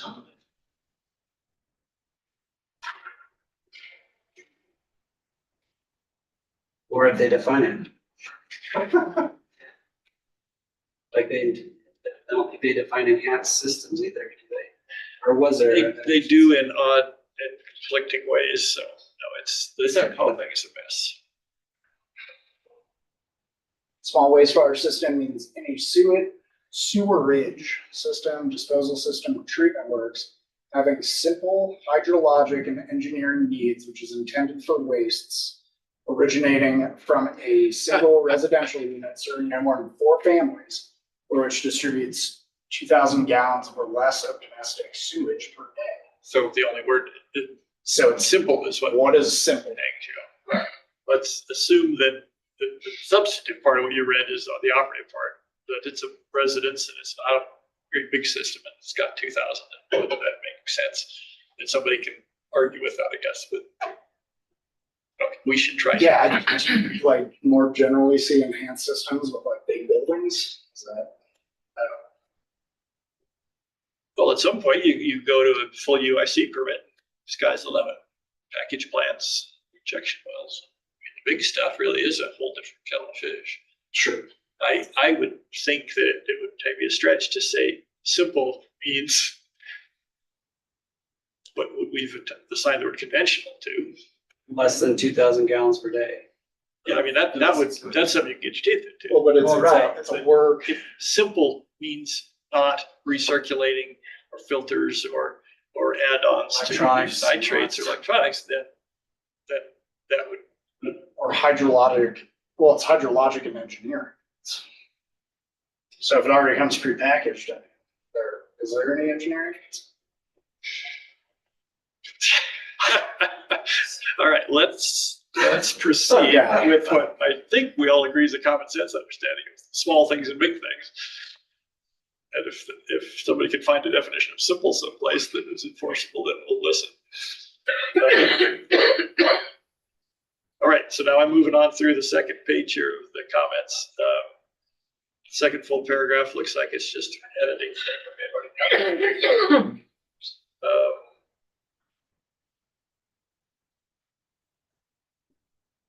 Recommends data wells test. Well, that would be under how you do the boundary amendment. Yeah, I think that's kind of covered under they have to have a good reason to move the boundary. Which one? I'm looking at that chapter 3. It's the third full paragraph on the second page of the Aqua comments. Formatting error? No, the next one. Oh, The one about the geologic, hydrogeologic data on the location. And maybe that was in that missing language that we reinstituted. Yeah, so yeah, there is a place in the cap that talks about doing test holes to determine that depth of undisturbed Sedanka shell. And I think that this, because there's 2 different sections. So there's the chapter that has to do with the site-specific investigation. I first thought that that's what this meant, but there's another section when it talks about the delineation of the western boundary and how to amend it. And I think this is where that's coming from. That's what I'm thinking. Yeah, And it struck me that that's adequately explained in the language that we provided. that we did. Does that sound right? But I mean, those are the kinds of things you would have to justify a request for boundary change. Oh yeah, and then it looks like that next one is what we did discuss, where they found the provision kind of trailed off, but we were missing some words there. Yeah, and we've got that figured out, I think. The commercial golf courses, we did discuss that. Remind me what we concluded there. I think we explicitly removed that language about high water demand grasses. It's being suggested here that would just be a useful further explanation of what we mean. Nah, it's intentionally managed turf. So. Any just commercial land uses involving intensely managed turf. And did we strike that use high water demand grasses in large quantities of fertilizers? Yes, Why did we do that? I remember a few months ago. Okay, we did discuss it. Yeah, Yes. So I guess let's assume we had a good reason. I mean, I think anything that's like using that is gonna be intensely managed turf. Good times. Okay, next one.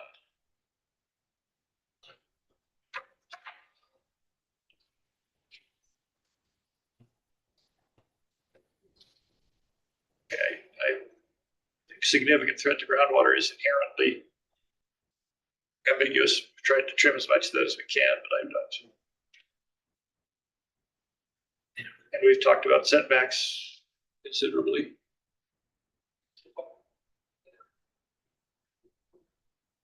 Thoughts on that? We feel like we've adequately addressed setbacks here. Okay.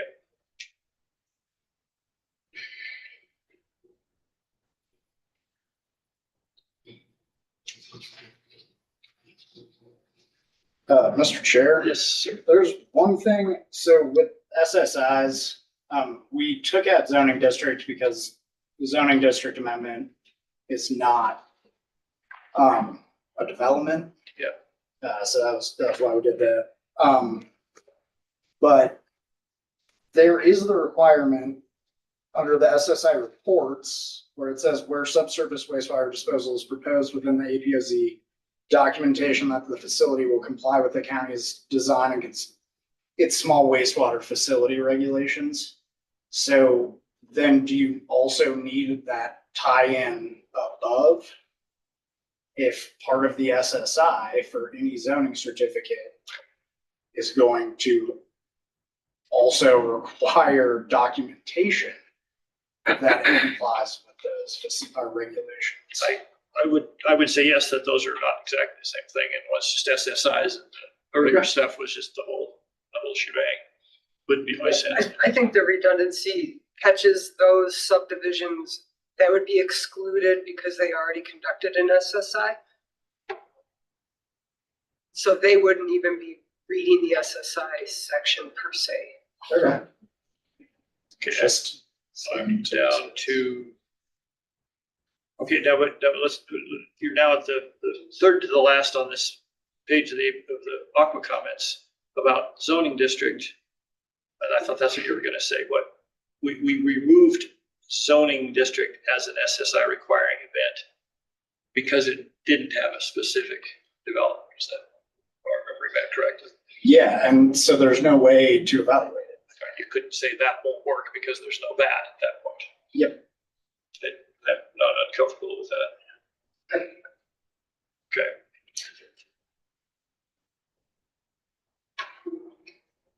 And similarly, the next one, I think we discussed that and just concluded that providing a list of potential contaminants was, unbounded. I think that's unbounded. It has to be tied to a zoning certificate. And potential contaminants are. Well, yeah, we can't just like carte blanche request information necessarily. It has to be tied to the permitting of a structure, building or land use.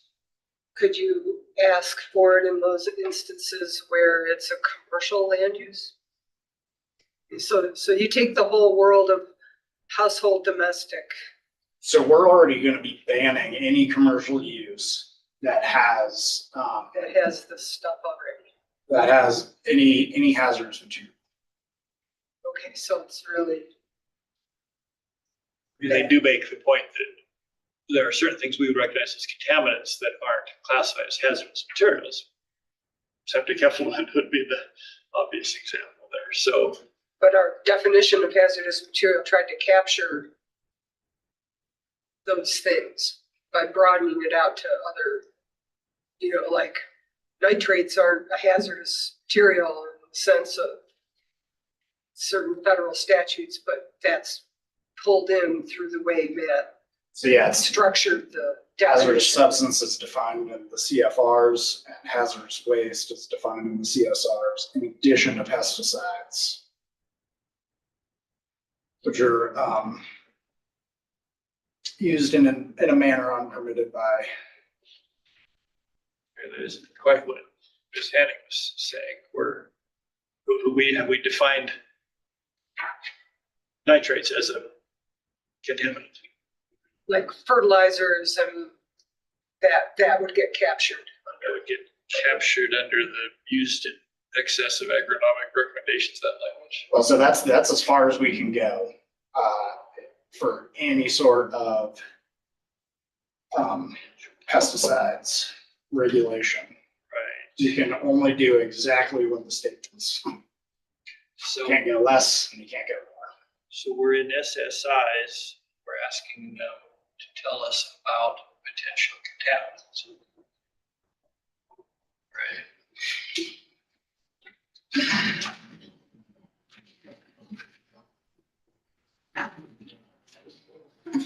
That starts at line 177.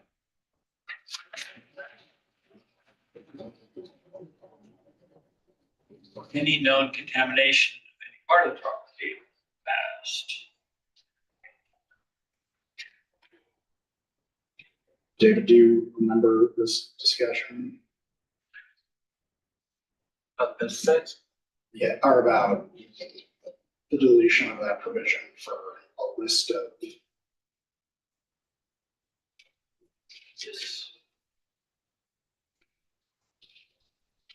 SSI really is about what all do we need to know to decide what appropriate development is. Details, flow drain folks gotta get location of potential contaminants is in there. Waste storage, liquid transfers. Yeah, there's that, I'm reading at 236.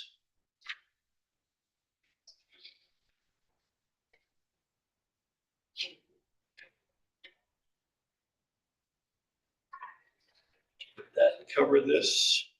We just, when we talked about it, it was just like, how are we gonna know what people have on the property? It's like, I don't know. Yeah, It's like, how do we enforce that? that was.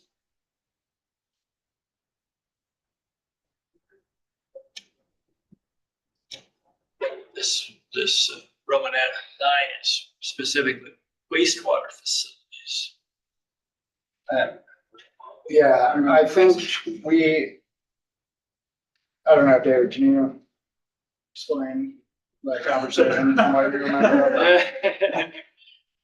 So, all I can remember is that it was something about how like, there, yeah, we would like, or what it says is we want a list of the contaminants that are going to be proposed for use. But like, how does that, I don't know. It was like we were going too far or we can't. Yeah, we were talking about Yeah. what people hold under the sink, what Yeah. cleaning supplies, and yeah, and we got into the weeds of that and decided to Remove it. to not go into those details. My memory is really fuzzy, but it was something like that. So, Yeah, no, I think Commissioner Bendig got it. Got it right from what I remember. Right, what is there any sympathy for rehabilitating that? Looking down the panel here, we got that covered. Okay, on the last item on the page, and I think we just discussed that at some length in terms of use getting exempted. Happy with that? Yeah. Okay. Turning their page.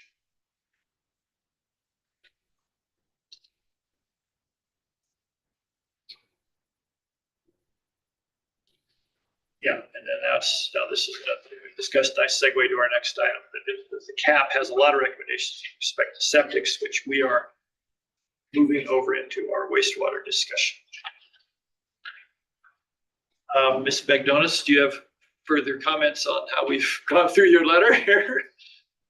Okay, and I do appreciate the preface there. A lot of people spent a lot of time on this. We hope it's to good purpose. I appreciate your support.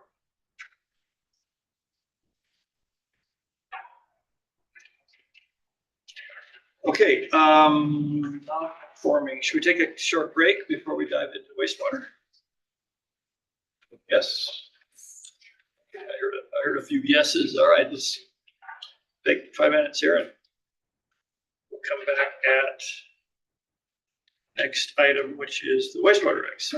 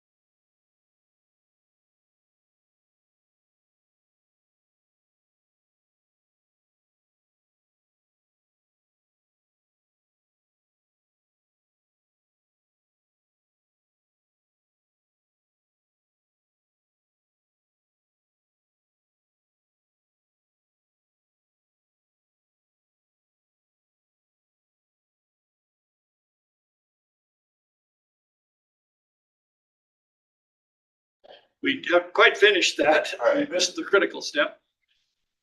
What are we gonna do? Oh. We just discuss stuff and then we do it again the next month and the next No, month. no. Can we And the years roll by. make the changes and last time we talked about doing a special meeting to get this Yes. launched into the public. Where are we with schedule? It sounds like we now have a document that we're happy to send out for public review. Okay, tell us about schedule. What's our next meeting and when can we get published? I'd like to move this thing forward. So talk to us, Mr. Rich. So we need 30 days. So, Our next meeting is June 12th. So if we publish the next 3 days, we could get our 30 days in. Is that what are we up against? I think we'd have to get the notice ready by in the morning tomorrow. I think has to be in by noon on Thursday or something like that. Which we could probably do. Can try. Oh. The next meeting. So it's that or a special meeting. I don't know that when we talked about this last time, we weren't averse to a special meeting. If that's, I'd like to do this in an orderly way rather than something that we then have to revise.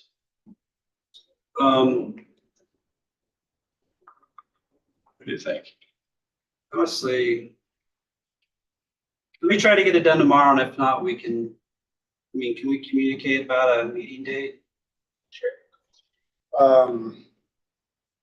What's that? Yeah, Oh, you do can do that. We do that all the Communicate time. with these guys about a meeting date, special meeting date, if I can get it in tomorrow. I think I should. I'm trying to think what I have going on tomorrow. Yeah, okay. Okay, So so we'll try let's shoot for the 12th. I should be able to get that in, just to make, I'll need to check just to make sure. I think that's the deadline is at noon tomorrow, so. our motion will be to publish for public comment, schedule public hearing on June 12th. That's where we're gonna stop this. Yeah. Okay. And then we can get the changes made, Matt, right? So I'm sending you a version of what I tracked Okay. based off tonight's meeting, but I guess there may have been an issue with what I've been tracking, not making it in the packet. So, Okay, well, we'll make sure we get that done. I mean, honestly, that's not a big deal because we have all day tomorrow to get that done. Right, so it's just has to be up when it's published on Saturday. Oh, all right, you can say it's coming, but you don't have to. Yeah, we don't have to have all the changes made tomorrow. It just has to be made by Saturday. Okay, then let's have a motion to put this out for public comment and schedule a public hearing on June 12th. Okay, it's been moved. Is there a second? A second. Okay, further discussion? Hearing done. Let's do a roll call on that. Annie? Aye. Platt? Aye. Cornick? Aye. And David? Right? Equally votes aye, it's unanimous. Thank you very much. Now, what has become, and I think it came back in another comment of this idea of a brief discussion of how it relates to the cap. We talked about that last time. Seemed like everybody thought that was a good idea, might help our coordination with the city. And I'm not thinking of any big elaborate treatise on your part, but maybe just a sweep through the cap. They recommended this. Great idea. We did it. Dumb idea. No way. Too expensive. Had you thought about that any further since we? Did I not send that with packet? Oh, it's in the minutes, but I didn't see it. Is it in the packet? Yes, maybe I missed it. Oh, it's done? Yeah, I put it together and I thought I sent it to you, but, Did you guys see it? Okay, maybe it just missed the event. okay, well, it's done. Okay, well, that's what I said. Okay. You don't ask how high. Yeah, I got it, so. Okay. And that would be the kind of thing then to share with the city, I think, in the spirit of here's how we're addressing this jointly funded cap. So and your suggestion earlier was they'll get a copy of this thing we finished tonight. Cool.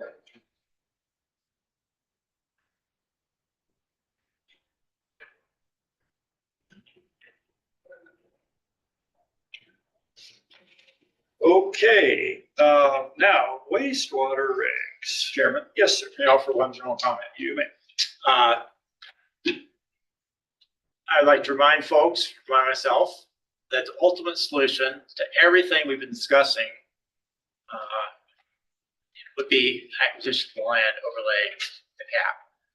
And that has to be planned for, and money has to be saved and allocated. It's a long-term process, but in my mind, that's every bit as important of setting those sort of wheels in motion as these regulations, amendments we've just been working on too. And it's probably going to have to come from the city in terms of resources. That's my comment. Yeah, to add on that, and it's in and out of this whole thing is a whole host of recommendations by way of education and seeking funding and helping people understand the vulnerability aquifer. And those do tend to languish because they don't have kind of teeth in them. I don't know, Mr. Gertz, how does that, do you need to budget? I mean, not necessarily the land acquisition, but that whole host of other recommendations, things that we should be doing. What's your reaction to that? Hire me 5 more staff people, or how do those things get done? I mean, we work on one thing at a time. I think we get the regulations done and then we work on the next thing. I mean, that's something that, yeah, it depends on what is necessary to do each of the items. If it does require funding, then we would need to ask the Board of County Commissioners for funding. But So when you stripped out all those recommendations, did you segregate the regulatory ones from all the others? Or did you look at all the others? I just looked at the regulatory stuff. I just did a comparison with the zoning resolution or regulations and the others. So Wonder if it would be. But they're, I mean, they have the recommendations all like 1, do this, 2, do this, 3, do this. Oh, I mean, that's already in the cap. It's like laid out or whatever. With the prioritization, here's the first thing in there. So, I mean, that's. I'm not sure if it's. It's not prioritized. prioritized. I think it's just listed on. So would it be helpful for us to try to, us in concert with planning, Prioritize. prioritize? Sure, those? absolutely, yeah. So let's review that list. And because I remember a talk that you gave Mr. Gertz some years back, looking at the 2008 cap, and it was kind of, well, we never did that. Haven't got around to that yet. Did a couple of those, and it was kind of like, oh my gosh. So we all live under limited time and resources. Maybe that would be helpful. And then ultimately, maybe it all falls into public ownership, which the irony is 40 years ago, you could have bought the whole layout for $500 because it was totally out of one sheet for 30 acres. But That's why I wasn't happy when we paid 14 million for Pallet Hill, because we set the bar. yeah. No, and the appraisal was, there's somebody in Colorado that would pay you a boatload for that 5-year-old maternal looking over the basin pump site. So yeah, founding fathers missed the boat a long time ago. All right, we're here to talk regulation, although in this sense maybe not even. So I'd like to start this next discussion with what is the role of planning and zoning in the wastewater regs, and what's their bus route from here? So maybe Mr. Gertz could start there. Mr. Harris and I had a little discussion this the other day. What are we doing? I think you've said it well before. I mean, our I guess, piece in the puzzle on the wastewater regulations is to take them out of the zoning.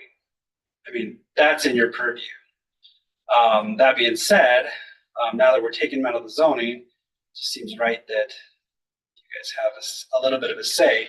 Now, planning or just like the Board of County Commissioners have to take your recommendations on pretty much anything else. Well, not anything, but I think that we're starting here because you're a good sounding board and you guys have expertise on this board and understand the issues and understand the systems, some of you. So really, we want you guys to look at it and give us your honest feedback. Now, from here, where does it go? So, with the issues of whether we can even regulate enhanced systems, we will be sending these to DEQ, which we have to anyways as part of our delegation agreement for them to review any changes to our wastewater regulations. So it will go to DEQ for their review and see what they say. And then once they have completed their review, then we will take it to the Board of County Commissioners with whatever we have left. Hopefully we have something left for them to then go through administrative procedures process, 45 days, just like any other regulation. So that's kind of the plan. And could we have any, where's DEQ? The fact that they convened this conference that Sarah Stack attended is encouraging. Have you got any sense? Is this going to go to DEQ and we'll get back to you in 10 years? Are they actively trying to upgrade these delegation rooms? Any sense at all? Who's looking at this over there? How soon? Well, I would send it to the engineers over our area for the review. I don't know how long it'll take. Usually if I ask them to look at something or need some help, within a week, they're usually good about getting that stuff. I don't know with this situation, I've never sent them regulatory changes to our wastewater stuff. Somebody higher up in DEQ, or is it Mr. Lewis? Mr. Lewis is who I would send it to, and then he can. Delegation agreement. What's that? You could approve the delegation agreement. I'm not sure about the delegation agreement. But won't this require a change in the delegation? I hope not. If that's the case, the delegation agreement is not going to get changed until we do the rest of our regulations. So that would put this back over a year at least. Okay. So I guess I was missing that point. There's the small step where we promulgate these regulations under the existing delegation agreement, the 85 or whatever it is. That's what we were doing. Yes. Okay. We're not changing it. We're using what exists. And in that existing delegation agreements, basically we just have to provide them a copy of what we're doing. And you haven't identified anything in here that clashes with the delegation agreement. I'm thinking of things like these advanced septics. Well, it does reiterate the simple wastewater systems. That's what we have the opportunity to regulate. Okay, Ms. Hanning just reminded us that the head administrator of the wastewater section said we can't permit enhanced systems. I think it's like we could trigger the requirement for them, but then the actual permitting of it is DEQ's thing. And I thought that's what I took from the meeting we had with them. Yeah, it's been so long ago. I don't remember. I don't know. Well, all I remember is I didn't get answers to any of my questions, unfortunately. Well, Ms. Hanning reminded me of the phrase that Ms. Zygmunt kept coming back to, I bet 10 times was, well, we'll just park that car in the garage. Remember that? And that garage kind of bursting out of the seams and got the cars piled in on top of each other. I don't think we've gotten back to any of those. I mean, it's nice that they held that training or whatever you call it, get together. And I think from what I heard from Lisa, they got a lot of feedback from the people that were there. So maybe there will be some discussions at DEQ that lead to some better communication and cooperation between the communities and the state. I don't know. My impression of that, it was terrific networking opportunity, but it was mostly the folks in charge in the various counties, which in some cases it's wastewater engineers, some cases Department of Health, in some cases it's planners. And they were all just swapping stories like, well, what do you do when this happens? What do you do when this happens? And there was a general notion that, as you'd expect, you can interpret the law as far as you get away with it. I mean, that's not saying it in a legal way, close his ears. But for example, some of the newer people at the table, I think, were bucked up by some of the older people who said, well, my rules are that I need an inspection of those trenches before they backfill. If I go out there and those trenches are backfilled, we dig it up. And these would be, say, the guy from Fremont County, he was just a star. He has been at this for 30 years. And every septic tank installer in Fremont County knows the score, and there you don't give him a lot of guff. And things proceed. Somebody else, the contractors all say, you can't make me do that, and I'll sue you, blah, blah, blah. So there was, I think, a fair amount of what I would call just bucking up, hold the line. These are the laws, you can enforce them. Don't let people back you down. And that was good for these people, the newer folks, to hear that from some of these old hands. Surprisingly, from counties like Johnson and Park, that in my experience as a lifelong Wyoming, our most progressive counties in the state, but they've got some serious planners and wastewater engineers there. So, but it was all mostly conventional septics and just how you permit certain conditions. We didn't really get into how to handle enhanced. Well, there was one segment on that by a consultant to the Teton County. But it did suggest that DQ is kind of thinking about this. And a new district engineer for Teton County named Brad Ellis convened the meeting. Maybe an appropriate one to loop into this, or maybe Mr. Lewis would refer us to Mr. Ellis. But it sounds like we need some concrete guidance on these enhanced systems. And I think Ms. Erickson there's two things that are going on in her office, and we see it in that memo that she sent to us all. And one is the existing plats that carry that language on the plat as per DQ's recommendation. You will put in an enhanced system. But then DQ never said what that is. And in the case of the paddocks, there was an email or a letter from the guy who's not been there for years and years. He was the engineer. Tip of my tongue. Anyway, talked about Presby's. Other people at DQ suggest those don't do anything at all. So, and then Mr. Ellis suggested that we, Albany County, are not authorized to review and permit enhanced systems. So there's that whole thing. What does that mean on the plat? DEQ made us put it on the plat. Sure. There's no backup at all. So now they're going to permit those? Is that means, I guess? Well, I think we need some direction. Sure. Because your office has been permitting those. Yeah. Lots of them. Everything goes in the paddocks is.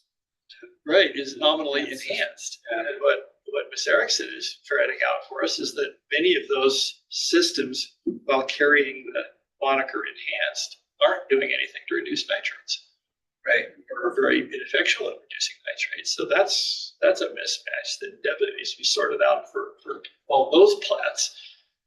Okay, then another issue is APOZ, and that's a different story. And one of my comments on the memo that she sent us, how do we decide if we need enhanced systems or not? I think with respect to the APOZ, we've crossed that bridge. We've decided that because you're in the APOZ, you will put in an additional nitrate treatment. And so we aren't going to require nor allow individuals to say, well, in my case, these are the circumstances. And I think that's what's bedeviled some of the work that she's got. And then just for information to my fellow commissioners, we are now starting to get individual wastewater applications within the APOZ for existing lots. And they are proceeding under correct me if I'm wrong, Mr. Gurcha, a kind of a precedent of producing a little Werman model and saying, therefore, I don't have to do enhanced. But nobody ever said that was an appropriate analytical tool, right? It's just kind of happened and permits got issued. Consultants learned how to run that. Right. I think that has to change, and I've understood that DEQ has opined that that is not an acceptable way to move forward.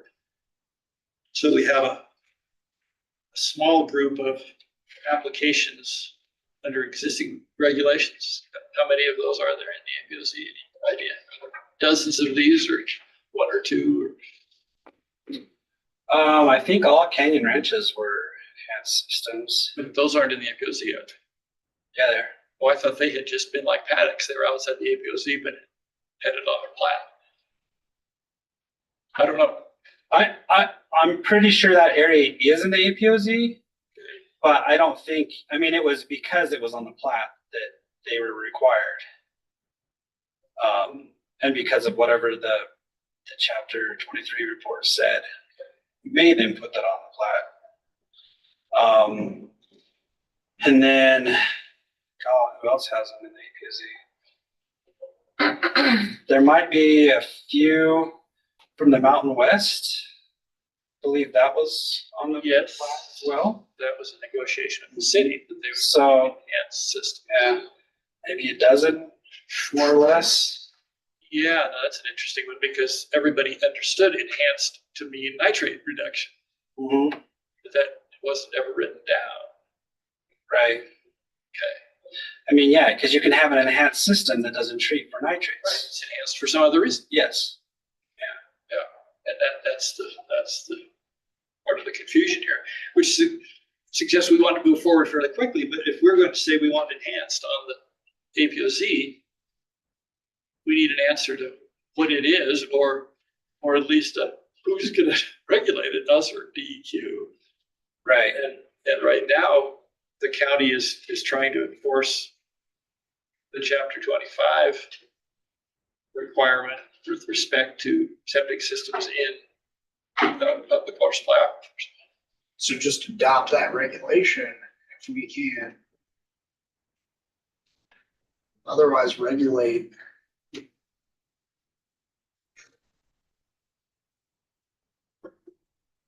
Because I mean, that's the thing, if you try to do it through zoning and just say within the zone, you're gonna have that's something that's regulated entirely by DEQ, so it's gonna conflict or duplicate. But with the delegation agreement, we actually have that authority. So it's not really conflicting or duplicating because it's all regulation that is the standard, chapter 25. So you could bring in that standard. Into the delegation. Well, into our regulations. Because that little footnote is not currently in small wastewater facility regulations. Which is problematic because, our regulations have to be as stringent as DEQ's chapter 25. But then I guess who would permit them, or you could define it that it has to be advanced treatment for removal of nitrate. Does it say that in chapter 25? Is it specific, or no, it's the. Well, it says that the nitrates can't exceed the 10 whatever at the property line, and then there's another one. If for log removal pathogens. Yeah. And if it does, then you have to do additional treatment. Additional treatment, yes. But it doesn't ever tell you what additional treatment. Right. Over in chapter 23, it uses the word enhanced treatment. Yeah, so it doesn't even say enhanced in chapter 25. Additional Right, treatment. So since our regulations can be at least as stringent, you bring that standard, but maybe, define what additional treatment is so that it's actually meaningful. Which is what we're proposing to do. I mean, the wastewater regs we have in front of us talk about ANSI 440, 20 year and 20 below. So the thought is that we could put those in our regs within the umbrella of the existing delegation agreement send it to DEQ for review. Is that what I'm hearing? Yeah, and then I guess they have to permit it. I mean, that's how their regulations work. That's what it sounds like. So it I wouldn't mean, there are certain, I mean, yeah, anything over 2,000 gallons, we have to send to them. So this will just be another thing like, well, it's a certain, this system, we have to send it to you. I mean, But we don't want to send it to them. We want to enforce our own standards. right. We Well, also, we would say, you can't get a permit for a septic system under ours. Because we have this requirement, which is the same as DEQ's chapter 25 requirement, which would ordinarily apply. But because of this requirement, it's kicking you back to DEQ. I mean, it's a little flip floppy, but Well, I'm just seeing what's in front of us. We will get to that. Albany County is proposing to say in the APOC, you shall put in sufficient wastewater treatment to achieve a 20 milligram per liter nitrate. 10. That, well, whatever we want to do. Well, you I think can't. ours is 20 now from the cap recommend. 20. out of the tank. Out of the Yeah. treatment, Yeah. not at the Not property. at the property line, you're, Oh, yeah, okay. two different things. Okay, so that would be more stringent than DEQ's chapter 25 footnote. Yeah, Yes. So would that make it okay? Jennifer Zigman said, so yeah, I mean, it's just, She said, go for it. yeah, she said we can't change the, like the standards, like the numbers for like what is deemed safe. Right, you can't change the water quality. Yes. The- I remember writing down that she said we could change the point of measurement. the point of compliance and what the, like an effluent limitation would be on there. And we can be more stringent than DEQ. It's just like, I guess if that is somehow an enhanced septic system, it takes us out of that definition of small wastewater facility. I guess the way Then the permit would I have to come from DEQ. I think the way I took it was, we can trigger the need for that kind of system through our land use standards, Or small wastewater. through small wastewater facility regulations. But if the trigger requires some kind of treatment unit, they had to be involved in permitting of it. Okay. Somehow that's what I took from the conversation. I think that's much more defensible than Cause I don't just know trying how to do it through sounds. she I mean, my notes, I went back at one point, re-listened to the recording, and she said enhanced systems still have to come to us. But, you know, you can't decouple that from requiring more stringent requirements of a small wastewater facility. I mean, so Well, like, technically, even if we just adopted standards that were as stringent as theirs, arguably it could already trigger right, that kicking it back. Just from that. it's just harder to, it'd be a whole lot harder to know what systems we're gonna make 10 milligrams per liter by the property boundary than to know that an ASTM 245 or whatever it is gonna theoretically make this effluent quality before it even hits the ground. Okay, so I'm confused, but understandable. What we're proposing to do is move it out of zoning, which we just did.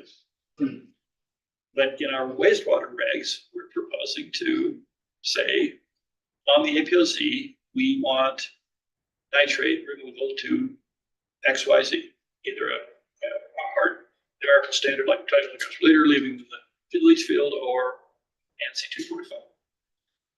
Now, they're not the same as that chapter 25. They're, if anything, more stringent. More stringent, but the boundary coincides perfectly with the footnote. Because it's within zones 2 and 3. Right, and we're within zone 2 and 3. So, I mean, it's pretty in line with that footnote. It's just a little. Okay, so you think we can stand? We're not trying to enforce that footnote. That footnote is kind of actually. Right, but technically our regulations have to be at least as stringent as that. I think we can argue that. Yes, If we require an ATU, additional treatment comes along with those, right? I mean, that would meet that standard, easy. yeah. Well, yeah, except it would ignore the part of the footnote that says unless you can show 10 milligrams. Oh, yeah. But it goes above and beyond But that. it does. Logic would be we're striking the exception. I guess it's just the weird effect of then that's gonna kick the permitting back. Honestly, what we're proposing is so much better than what DEQ has. Like, what does that mean? Right. But we're just saying, hey, we're doing this. You have to have this kind of system that is going to reduce nitrates, period. You know, and that's something you can look at, this is the type of system I can have. It has to be this, whatever it is, 240 or whatever it is, I mean, simple. Except Lisa doesn't think they work. It's true. She does not. Well, Okay, well, let's set that. she worries about the maintenance, I think. Yeah, that's, and checking, Mhm. who's gonna check? Right, but the jurisdictional thing, so what I had not understood is that you guys thought we could move forward with one of Ms. Erickson's suggestions or ours within the existing delegation agreement. Because you're telling me that's a Dennis Lewis approval thing. Or will we? That's what I assume, yeah. It's pretty broadly written, it seems like. I mean, it's pretty general. I mean, it's just be as stringent or more stringent than this chapter, this statute. And it doesn't really set out any specificity beyond meeting certain regulatory bars, right? So, I mean, it seems like the delegation agreement is pretty general. Yeah, so long as I guess it's within small wastewater facilities. We're Yeah. glossing on the word simple again, Yep. but I mean, if we can get around it where it's like, okay, we're requiring that you have this advanced treatment unit. And DEQ is okay with helping within, that permit specifically, then let's do it, it's in our regs, and if they will abide by our regulations, then I don't think there's too much of a problem there, other than DEQ is really busy, and are they really gonna give it the attention that, I mean, they're, so, I mean, that's the trade-off is like, are we going to get as much attention as we would from our office here, It's like, if we have coherent rules, like just what you said, I think we should do it. And the impression from our conference came through loud and clear, but at least the rank and file DEQ, not the lawyers, were saying, you guys can take care of this. We'll hold your code. And they're all busy and understaffed and underpaid. And we heard that over and over again. So I would think Mr. Lewis probably say, go for it. It's possible. Yeah. And I'm delighted. If it's that simple, then we can proceed. Okay, let's proceed as though that's going to happen, and you guys are going to figure out if that's correct or not. Now back to our memo, and I'd like to get Ms. Annie to talk to us. Basically, what Stantec did at our expense and at our request was look at how other states have been handling enhancement for nitrate removal. We need to keep that qualification in our minds. And that's what Sargson is doing. She feels like maybe Stantec may have missed a few things. Some of the systems that they listed weren't very effective at reducing nitrates. And now our own Commissioner Hanning has done the same thing for Teton County through her professional work. So share with us what is being recommended for, hasn't been adopted yet, has to run a gauntlet of public comment lawyers, but what is it that your work has recommended for Teton County? Is that a fair Well, question? It's just in the land use plan stage, right, not in the changing regulations stage. But it's recommending like an overlay, kind of like the APOZ. Only they don't have the benefit of a really clear shale layer to measure. They're having to come up with their zones based more on vulnerability analyses of the area and coming up with a zone 1 and a zone 2, and in zone 1 you have to have an ATU that treats to 20 milligrams per liter total nitrogen on certain lot sizes. And in zone 2, which is a less vulnerable area, you have to treat to 30. And those would do the same thing. They'd achieve a more stringent protective level than just meeting 10 milligrams per liter at the property boundary. So it meets or exceeds the WDEQ standard of 10 at the property boundary. And the numbers of 20 and 30 was selected based on available technology. Because it is a concern, how do you find companies that can install and maintain systems? Because you could go to Massachusetts in the Cape Cod area and find systems that are treating to below 10. But those are going to be a small sliver of the universe of available technology. And the idea is you want the community to succeed by having the broadest amount of available technologies to choose from, and hopefully technologies that are in use in the Rocky Mountain region, so you can find installers, maintainers who are already in the region, which is hard, right? It's a hard, that's why Ms. Erickson is concerned about maintenance, and it's a true concern. You know, are you going to find a company that will operate in the Rocky Mountain region and come to your home and maintain the system? That's hard for systems greater than 2,000 gallons per day to achieve too. I mean, it's a genuine challenge. So anyway, that's where the numbers come from for treatment levels, are trying to create this broad selection of technologies in the Rocky Mountain region. And so we looked at Montana, Colorado, New Mexico to come up with lists of potential systems that would treat to those levels. And that's why we didn't recommend going to a lower treatment level, because you would cut out a big universe of potential vendors to install your system. Is that what you were looking at? Yeah, no, exactly. So let's map that against what we've done, and it sounds very similar. When we had a land use plan, the CAP, that was put together, and it mapped out based on, for example, the nitrogen loading study, areas that it included were appropriately within an aquifer protection zone. So it sounds like yours are the ones of two.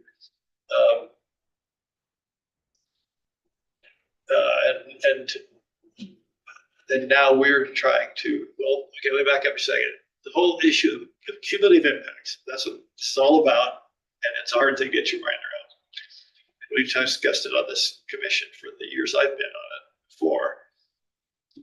And the problem, if you try to run the cumulative impact program through individual permits, it's a lost cause. I mean, the two are obviously completely at odds with each other. That's the whole point. You can't do this one by one by one by one.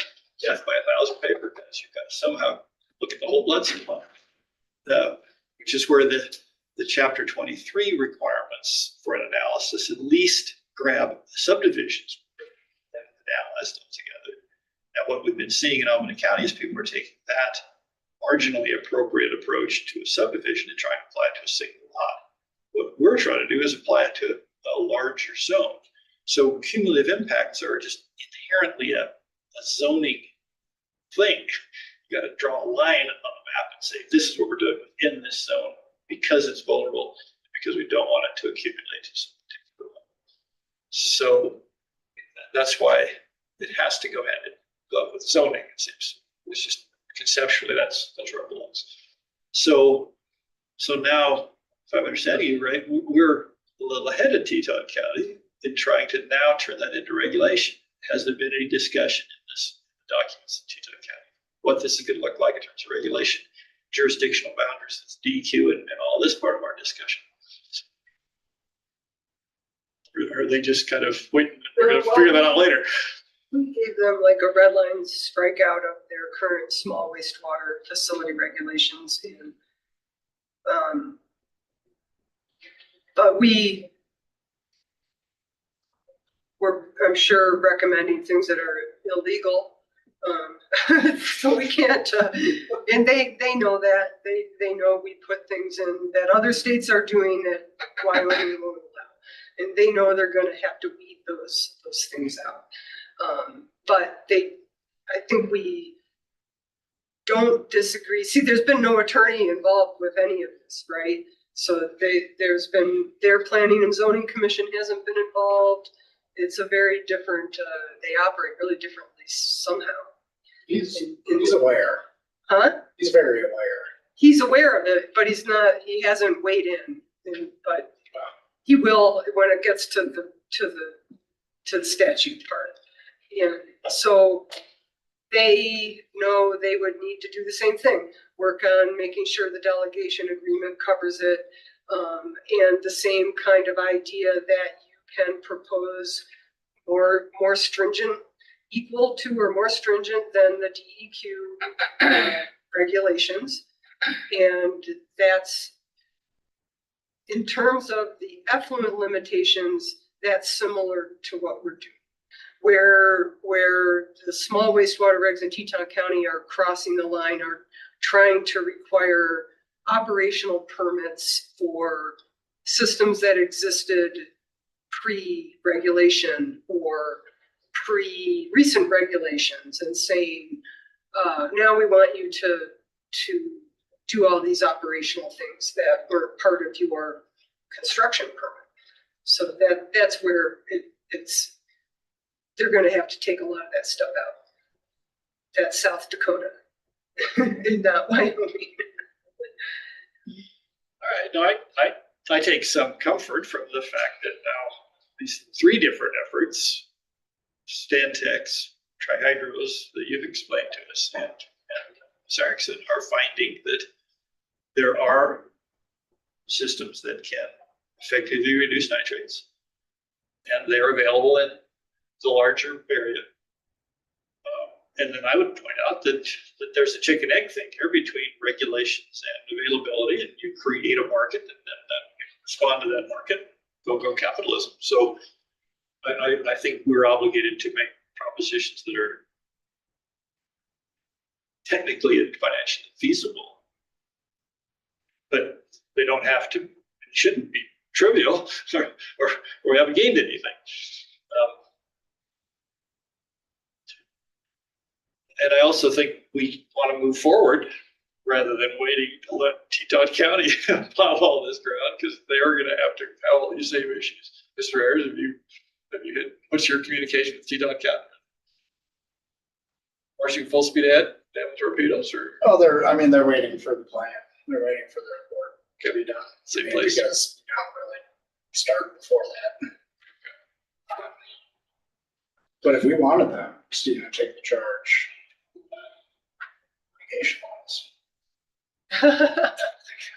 Maybe there's something cooperative. I don't know. We have Teton County and increasingly Albany County are the black sheep in the legislature, and we want to be sensitive to the larger politics. But at the same time, we're trying to move forward.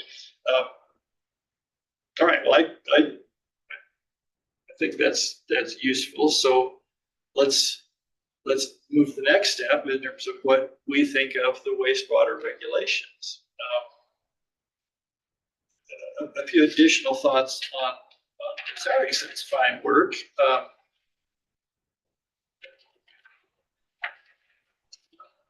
And just speaking for myself,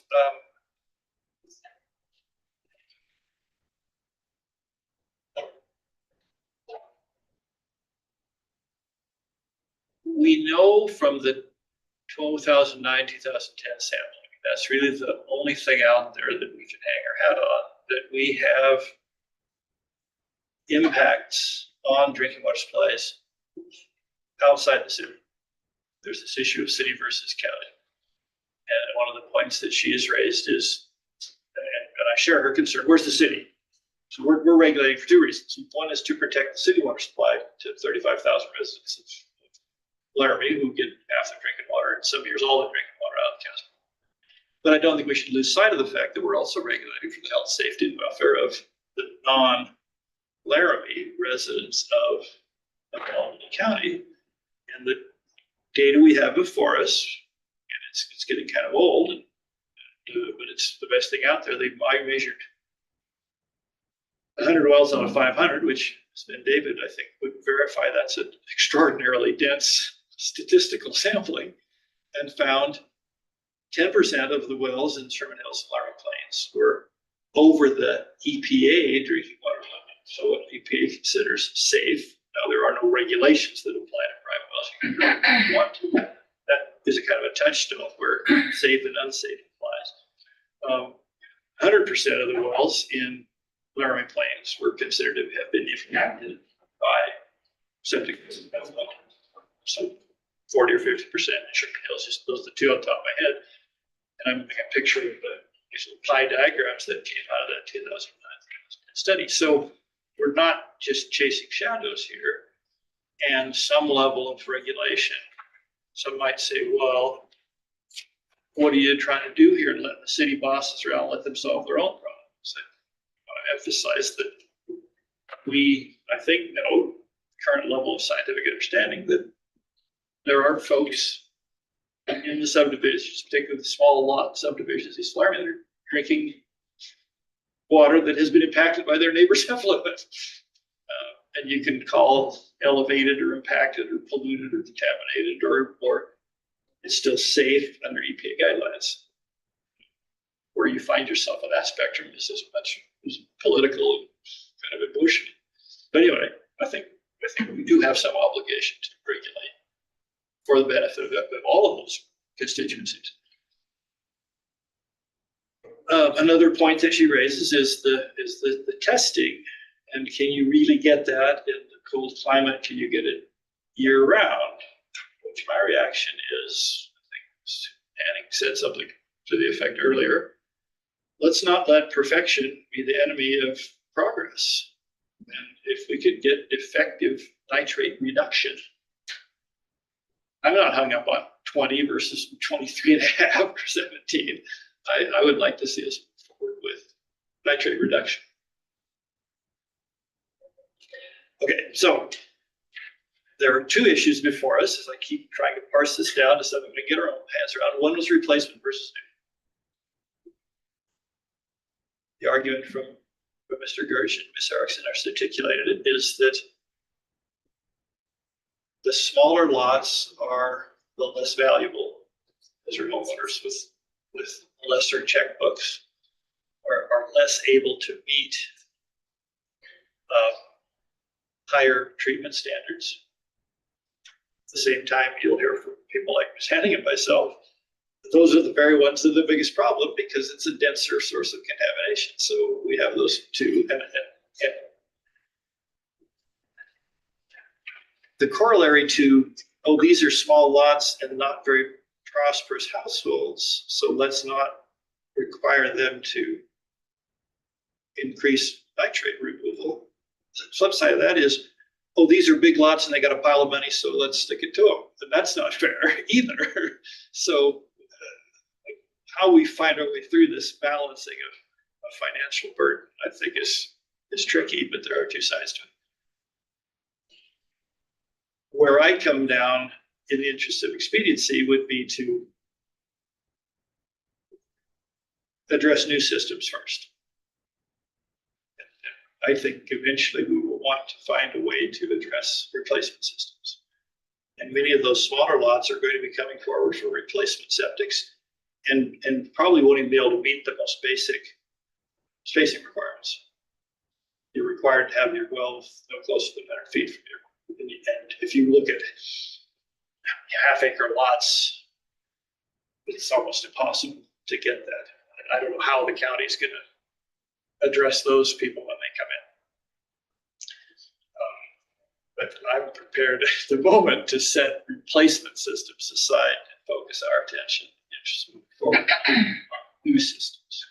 So we've all been offered various choices there, but what's our thinking on that?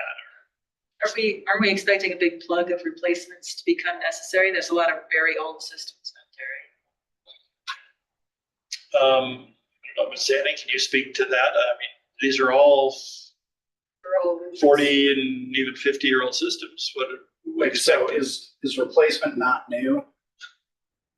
That's what I just asked too. Okay, I'm using replacement. I mean, somebody comes in and says, my system's failed, I want to put in a new one. As opposed to, I have a new lot, I'm coming in to know. That's the distinction I'm making from replacement. Well, the definition that. They're both new systems. That we're talking about adding is a replacement septic system is a septic system that is installed on a property where an existing septic system is failed. It talks about a failure. That's in, That's, Some of the options that we've been talking about. it's in the add definition to chapter 2, section 2. Just kind of threshold decision here of who are we going to require in that system. So New development versus replacing a failed system. is that a workable distinction, Mr. Ayers? it doesn't look like it's gonna conflict with, I guess, what you would be amending as a whole, which are just those regulations, so. Okay. But if we, like, looking at the options that were laid out for us, 1 through 5, some of the options don't include requiring replacement systems to have ATUs, in which case the definition might not even be necessary. But maybe it's a clarifying definition.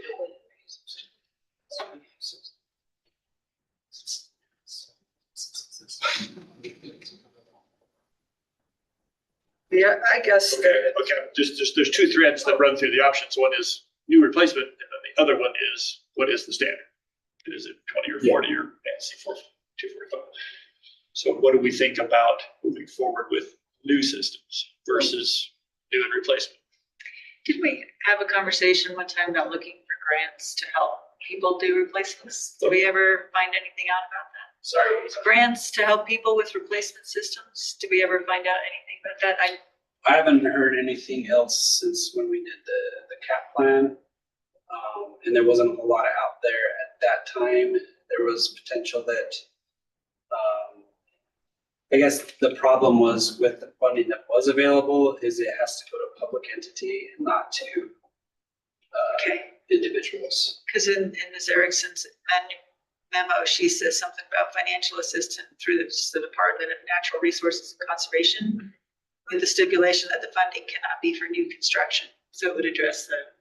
Well, yeah, now, Yeah, I didn't see that. is the county grants person got this on her radar that we're looking for? She has looked for things in the past that didn't really fit. Okay, well, there's a lot of new money floating around, so that ought to be on her radar.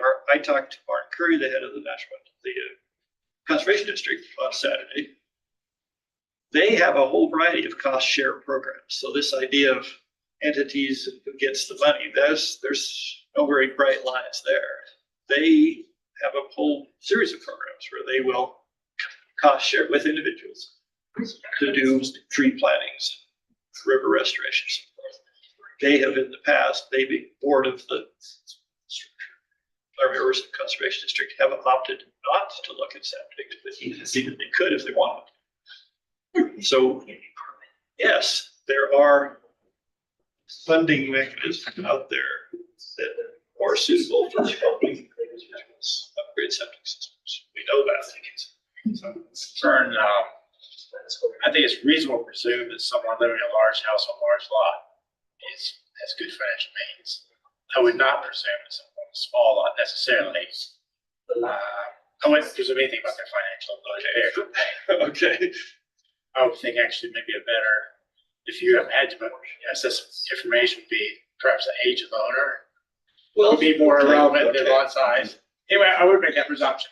Yeah, no, and I think that's, I don't like that distinction much of let's regulate based on ability to pay. That strikes me as. There is a thing about, from an environmental justice point of view, poor people tend to form pollution.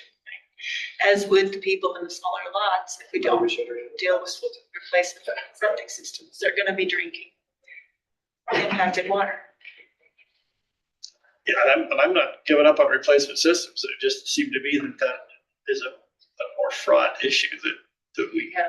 I don't like that idea of multiple bites at the apple because then you're always changing your regulations. But that's, I guess, what I'm offering for this. If there's funding out there, it would help though. And it would make it easier to include replacement systems. while we're pursuing those, and I hope the county aggressively is pursuing those, that's why I opened the discussion with Mr. Kearney.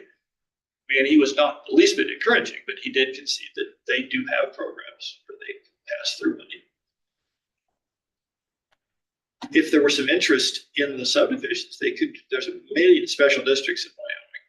They could do a service improvement district or a sewer district or one of them. Like say, there's been too many different kinds of special districts to give them a public entity as a way to corral funding. This happens all the time. I don't know if there's any interest there, but there may be more interest as the regulations.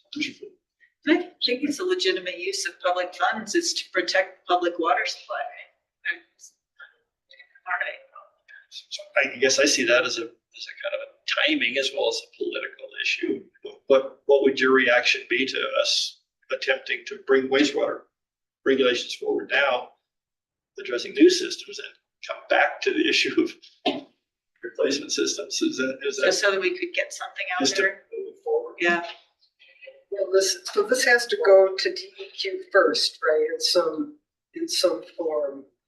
I mean, like, can, Well, I mean, we would adopt them and they'd be adopted. And then we just have to send amendments to DEQ for their review. well, I thought the next step for these after us was to take them to DEQ for review before. I will be taking them to DEQ for review before we go forward. 'Cause Okay. I guess, I mean, you know what, is it required to? No, I think you're right that we just have to give them our amendments, but I just feel like I want to get on the right side of them to make sure that what we're doing is kosher with them. So that's perfect. because what's really missing from this process is communicating with these homeowner associations in these areas, because, I mean, if they collectively think realistically about their problems, they are all working with aging systems that are gonna need something that they're gonna have to spend money on. Is it better to be leveraging getting onto city sewer with the money that they're gonna have to eventually spend? I mean, it's gonna be like a foregone conclusion that all of these systems, one by one, are gonna have trouble. And they're in subdivisions where people's current leach fields are like on other people's property because of the way the platting was done, with the expectation that sewer was coming soon. And sewer hasn't come soon. I mean, if I lived there, and I mean, you do live there, I would rather be saving my money for a sewer hookup than putting it into an ATU or even some kind of stopgap measure because I'm on too small of a lot to meet setbacks. I would hate to have to spend money on some kind of solution only 20 years out to find out that, oh, now city sewer is coming. So I don't know how we get a dialogue with those neighborhoods, but that's what we're missing in our decision making is if everybody just took the cold hard look at what's coming their way, what would they want to do as a neighborhood? I can tell you that in our neighborhood, people would much rather see sewer come in than water lines. And so, you know, when I knocked on doors, the one thing is we don't want city water, we want sewer. So I think it's possible, we just need to preach it in a proper way. Saying this is the costs coming away with enhanced treatment.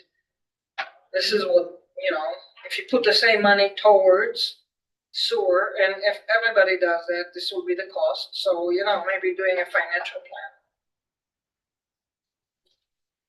I know, it's good. Everybody's looking scared now. So where does that take you, Mr. David, in terms of our question of replacement versus new for promulgation of regulations? Sounds like we do. I think if you put replacement in the document, you'll get more attention from people who may want to look at the finance. That's my interpretation. Well, I mean, but what is the feasibility of the city running sewer out there? That you need to ask the city, I don't know. Sherman Hill's gonna have to like pay for,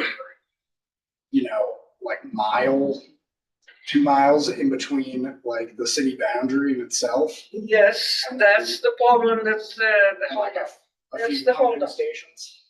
because we're talking about millions of dollars. Yeah. That, But the Yeah, city you- benefits from Yeah, it. then once I mean, again, the it's city public is good. protecting their supply wells Yeah.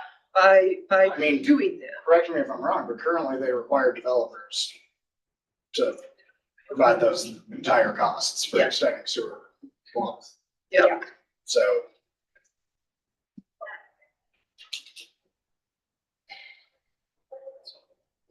But I think they have to be thinking in a more compromising way if they want to protect their water wells. so I think that this is where the Laramie growth plan comes in with a real plan, not what we've seen so far, that includes a financial plan and, other various items that you can come to people and talk to them about. Right now, it's like ideas. It's nothing. There is no plan. It's not a plan. It's an idea.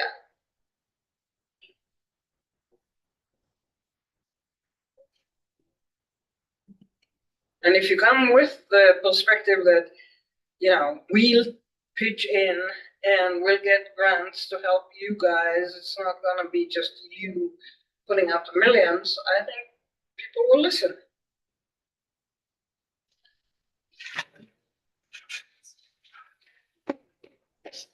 All true. Where does that take us in terms of the decision in front of us? So when I come back to it, I'm utterly sympathetic to all that. In fact, earlier, I think I may have proposed 2-acre lots. So I struggle with this, definitely on the fence. And yeah, we can drive the discussion. The sewer hookup kind of needs to happen, right? It'd be good if it happened before there were significant aquifer impacts. Before there are additional aquifer impacts. Yes, it would in those denser areas. But where does that discussion happen? I mean, Mr. Kirch, are you sitting down with the city planners? Where are they on affirmatively running sewer out into Laramie Plains?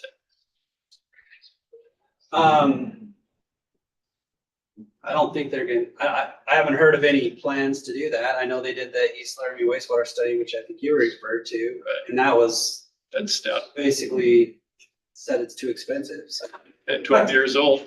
Oh, but since. I don't know. Since that study was done, all of that development along Vista, the high school, I mean, there's been Sure. all that's that true, Turner yeah. Track development. So that, I'd like to see that study.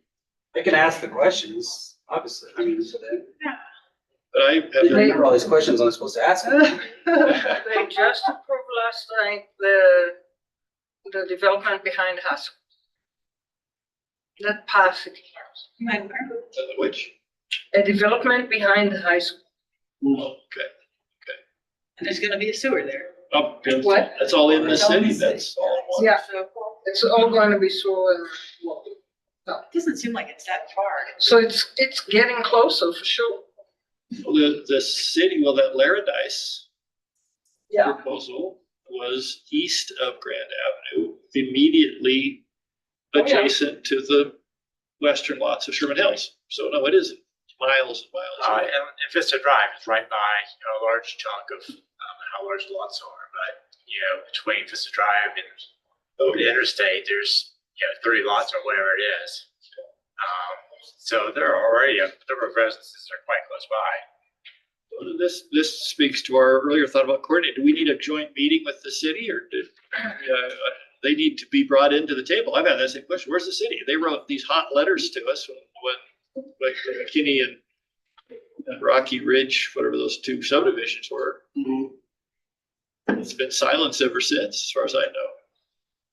Yeah, I don't know. So how did, is that a, I think that I mean, was- it's usually, I don't know. I mean, they cooperated with us on the cap and all of that, but, other than that, I guess I don't know what their thoughts are. I mean, they may have things that they're thinking about. I know that they do, one of the things they are working on is the monitoring well program. right, I know that, their staff over there is working on that pretty well. But other than that, I'm not sure what their interests are, what they're doing right now.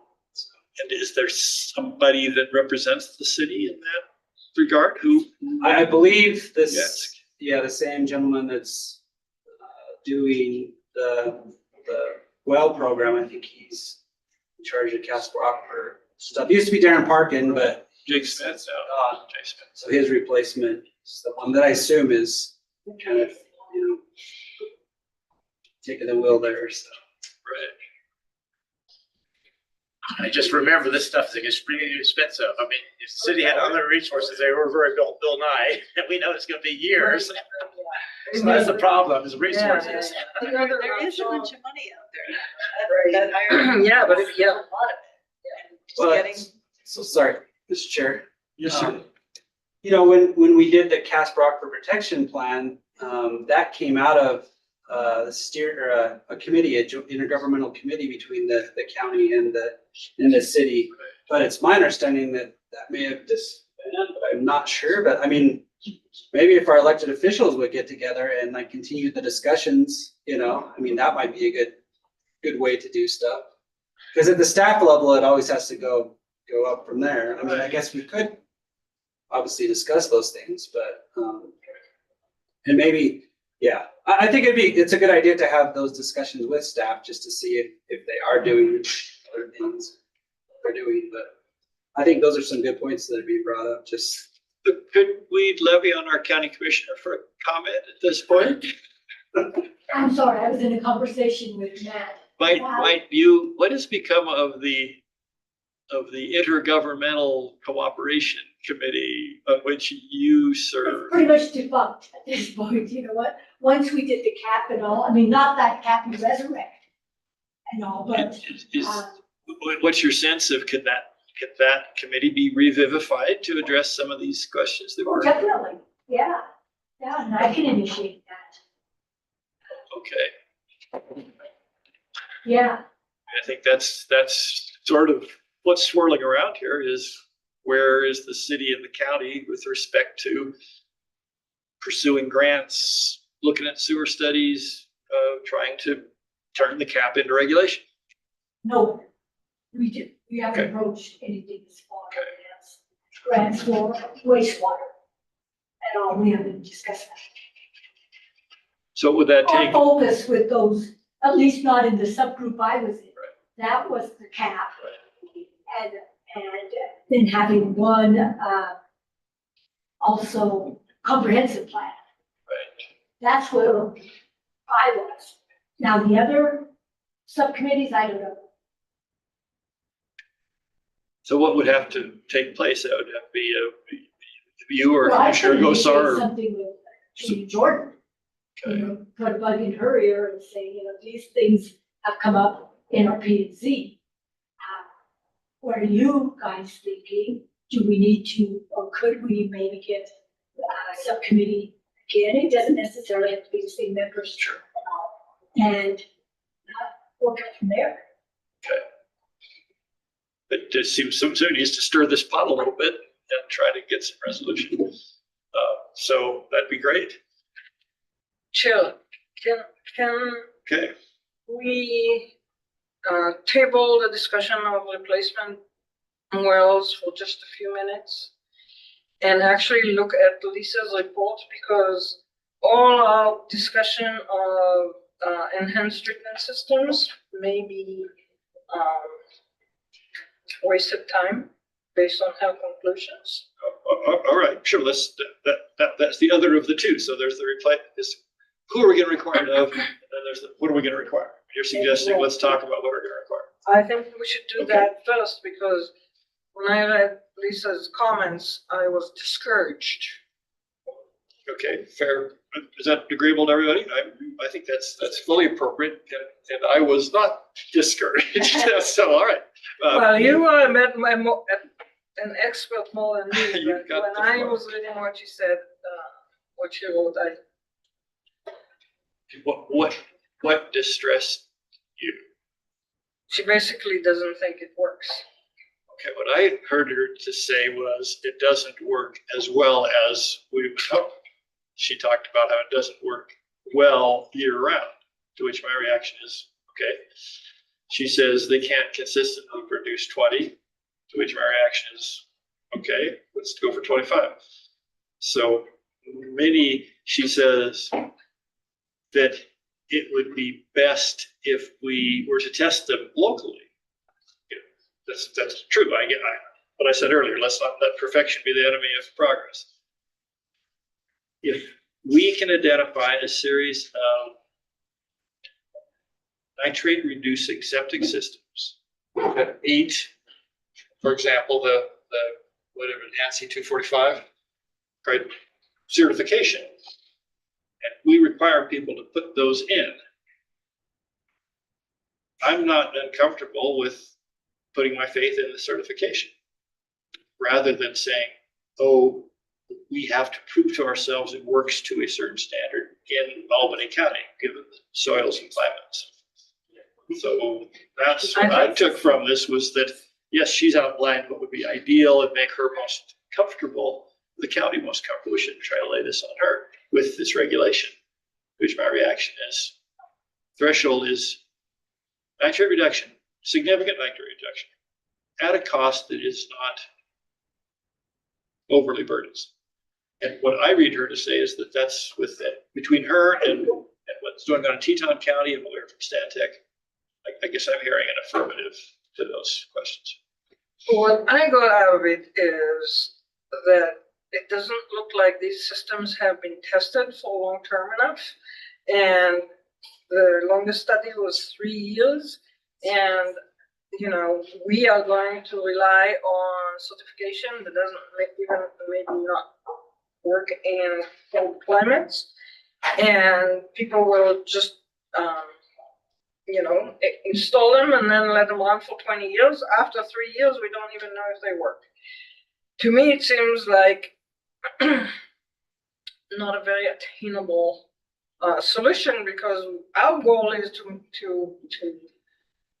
reduce contamination, and here we are making people go to length and expenses to put in something we don't know works. Okay, I guess I would quibble with the we don't know works, right?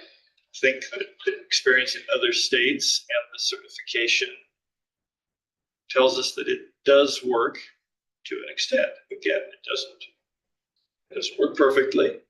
There are unique aspects of the Laramie climate, but it isn't the moon. They may not work as well here. And she makes a convincing case that a requirement for advanced septic systems should have a companion requirement for inspections. That's within our grasp to require inspections beyond the 3 years that come free with the from the manufacturer. So I don't see that as insurmountable. What we heard at the conference was a endorsement from many counties that they attach inspection fees. So who's going to pay for it? The answer across much of Wyoming appears to be, this is the cost of doing business. You're going to put in this system and you're going to provide at your expense and periodic inspection as necessary to maintain the operation of the system. And so her skepticism that, oh, they'll never do it, that becomes an enforcement of a monitoring challenge. Is that insurmountable? Like, maybe we should get Mr. Gertz to weigh in on her. Were you reading Ms. Erickson's research to say this is just a fool's errand and waste of money? Not necessarily. I mean, my take was that,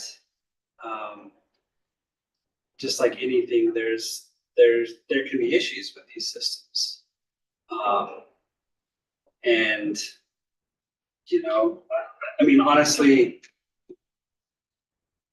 yeah, I know she has some issues. Like, I think she really has concerns over maintenance, you know, because you buy these things, you have a couple of years maintenance or whatever, and then making sure they're maintained, because if they're not maintained, then they're reverting back to a regular septic system. But I don't know. I guess my thought is like, what do we do to reduce nitrates if we don't have something, you know? And are these the perfect solution? No. I mean, the best solution obviously is, you know, hooking into the municipal services, but you know, that's not available. So in a lot of areas. Well, the best solution is when Platt suggested no development. Right. Well, it's kind of what we've already done, the 35 acre lot. Absolutely. That's the best lick. And this is strictly about septic systems and individual septic systems. So no, we're looking for progress. Well, let's take the inspection thing. What the existing rules talk about periodic inspections? Yes. I don't think so. We've never done periodic inspections. Maybe in the rules, but we're not doing it. So. And we don't have the staff to do it either at the time. Well, it's inspections performed by. Is that in the regulations right It's in now? the current APOC regs. I think it is. That's just when they transfer the. No. It's every 3 years or something. They have to demonstrate they've pumped it. We have to have a record of it. Is that what we just approved then? No, we took it out. But we took all that out of the zoning because it was the septic stuff. Oh, well, are you talking about what we did before? What, I guess. The rule today, Huh? the rule at this very moment The rule at this includes a very certain moment? amount of Septic systems inspections. must be pumped and maintained on a regular schedule by a county licensed septic pumper hauler. Oh, yeah, it's on your honor system. Okay, again. Well, pumping and visual inspection shall be conducted. Okay, so pumping and maintained on a regular schedule. That's the statement. Yeah. And we did try the inspection where it was the pumper came in, inspected it, or pumped it, inspected it, and gave us a form. Well, the way that was written, so they gave the property owner a form who then gave us a form. And actually, currently, that's the standard, is that when it's pumped, the pumper hauler shall visually inspect the system, presents a failure or pending failure, and report that to the Albany County Storage. Oh, that's what's in there now. Okay, yeah, and just like it, you know, we had, or when we did it before, you get very few of those inspections back. certain pumpers did a good job and they have inspections. Certain pumpers actually, they already have an inspection form that they do every time that they go out there. Others, we provided them a form and we got very little information on it. So, but it's difficult to do. It's time consuming, to get people to voluntarily do this, comply and give these to us.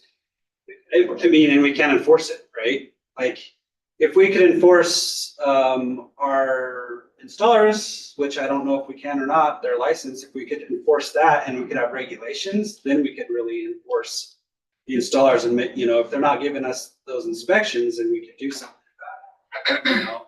But I don't know if we can do that. What I understand, but.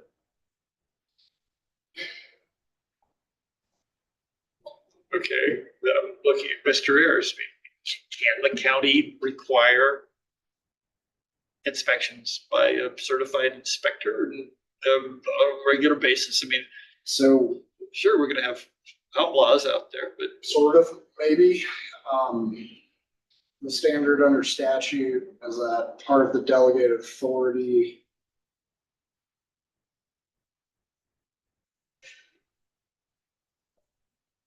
includes the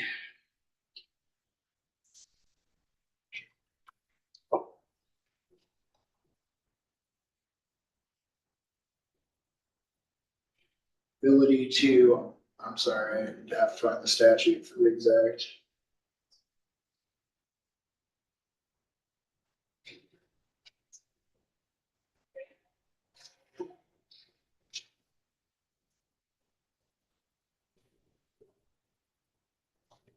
It's, yeah, essentially like part of our duty is that we can cause inspections on any facilities that are permitted.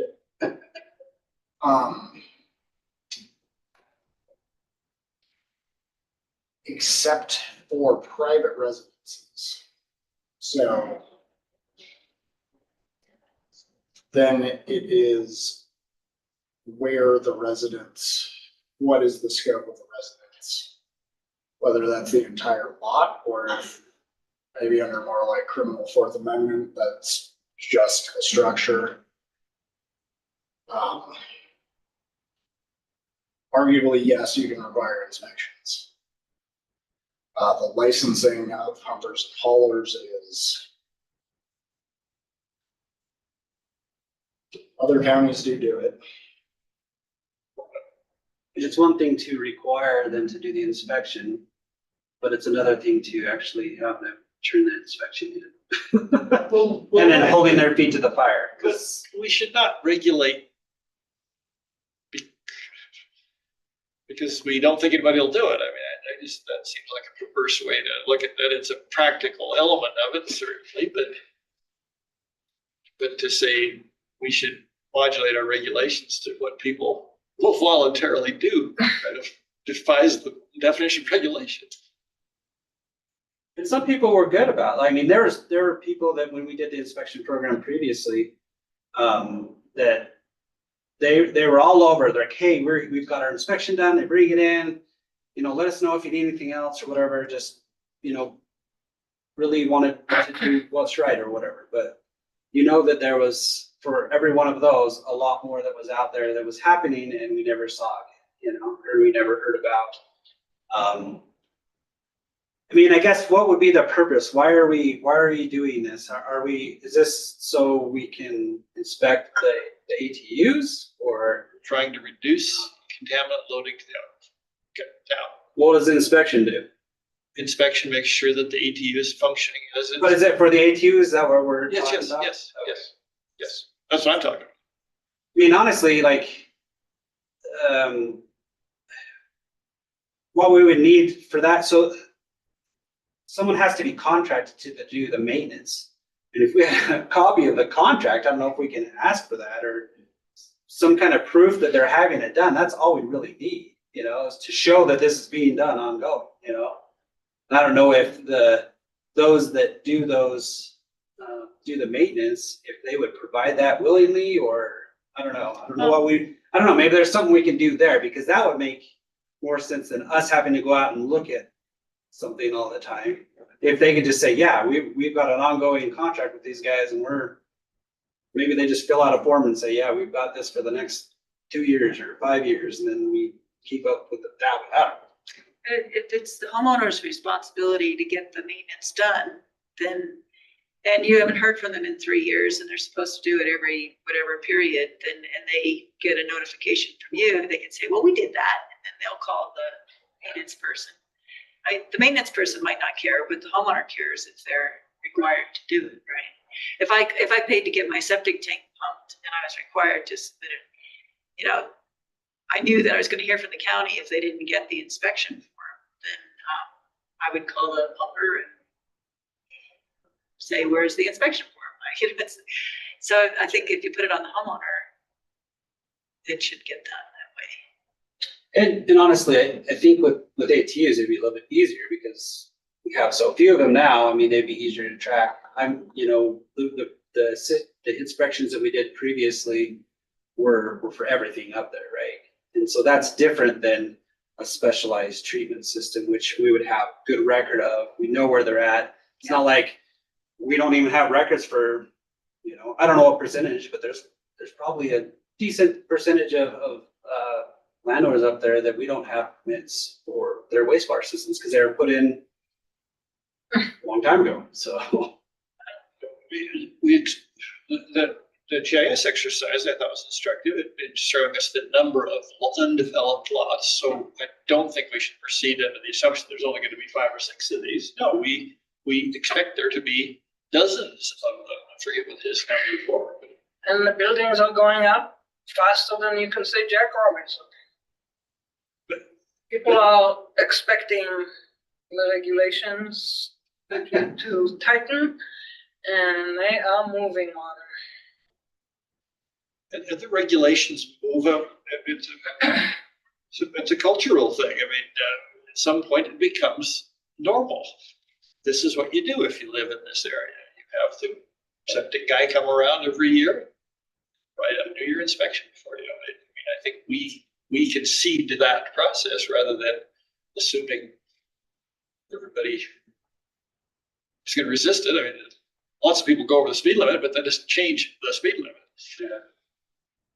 And honestly, with the new systems, it's like we've had folks in our office and they're like, so, okay, we're going to build an aquifer protection area. What are the rules? And do we have to put in advanced systems? Like they've already heard these things. So it's not like, they're super worried. And then there's others that are going to get their permits in because they have heard and they don't want to do the systems or something like that.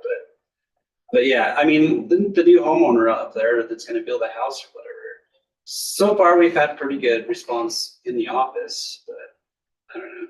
But we don't, at this point, as I'm stating, we don't have a good answer for them. And I think that's clearly negligent on our part. If somebody comes in and says, I want an aquifer, I'm ready to put in an advanced system, tell me what I should do. There should be Sure. go buy this thing right here, put it in, Right. sign here, here's your Yeah. permit. And I feel for Ms. Erickson that we don't have that right now. And that's why that's my anxiousness to move this thing forward is to have an answer for folks. They want to do the right thing, and then we'll worry about the slackers on the side.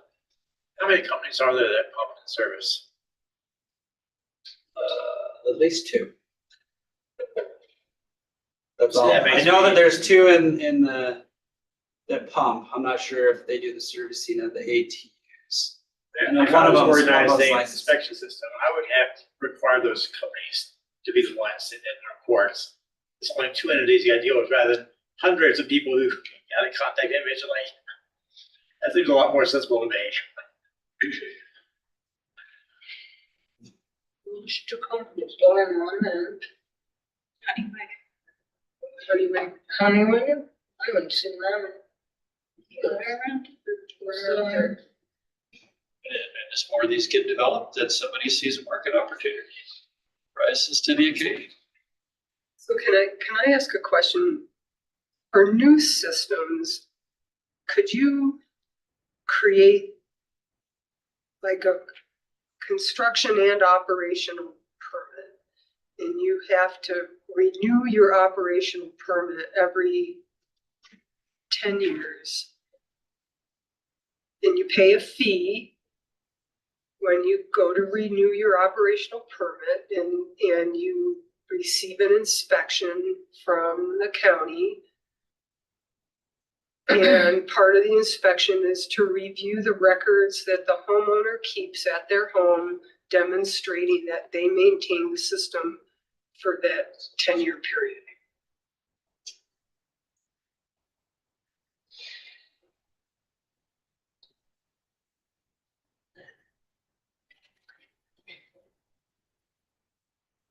I don't know. That's my answer. Okay. They only moved in Yeah. 2 years earlier and then you gotta deal with that. I mean, Right, I will- like I randomly am picking 10 years, Yeah. just like. we did do something similar with our signs at one point, our billboard signs. We had an outdoor sign renewal permit. And every 3 years we went out and inspected. But we don't do that anymore, but we did do that for a while. Whether that was okay or not. Matt wasn't here to tell us.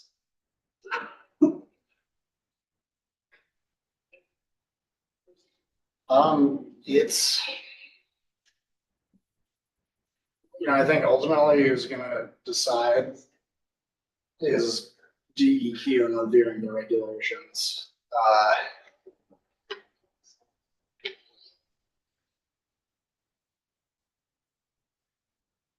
That is not how DEQ like treats their permits. It's all about the construction, Yeah. then you're out of there. So it kind of runs with the life of the system. I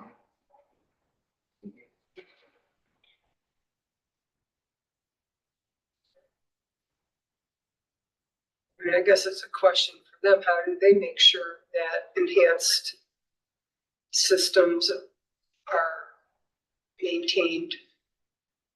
Well, so I just looked this up. The only point in DEQ water quality regulation where enhanced septic comes up is in chapter 23. And then that refers you to, and it's enhanced like wastewater systems are those systems permitted under chapter 11, section 5, which is then the permit for experimental systems. Experiment. Yeah. So, like, then it's just kind of on a, we'll consider it in relation to like other scientifically proven systems on basically like an ad hoc basis. So, you could try that feels like it's going a little far. I think you just make that as a condition of the permit and make the permit like whole, but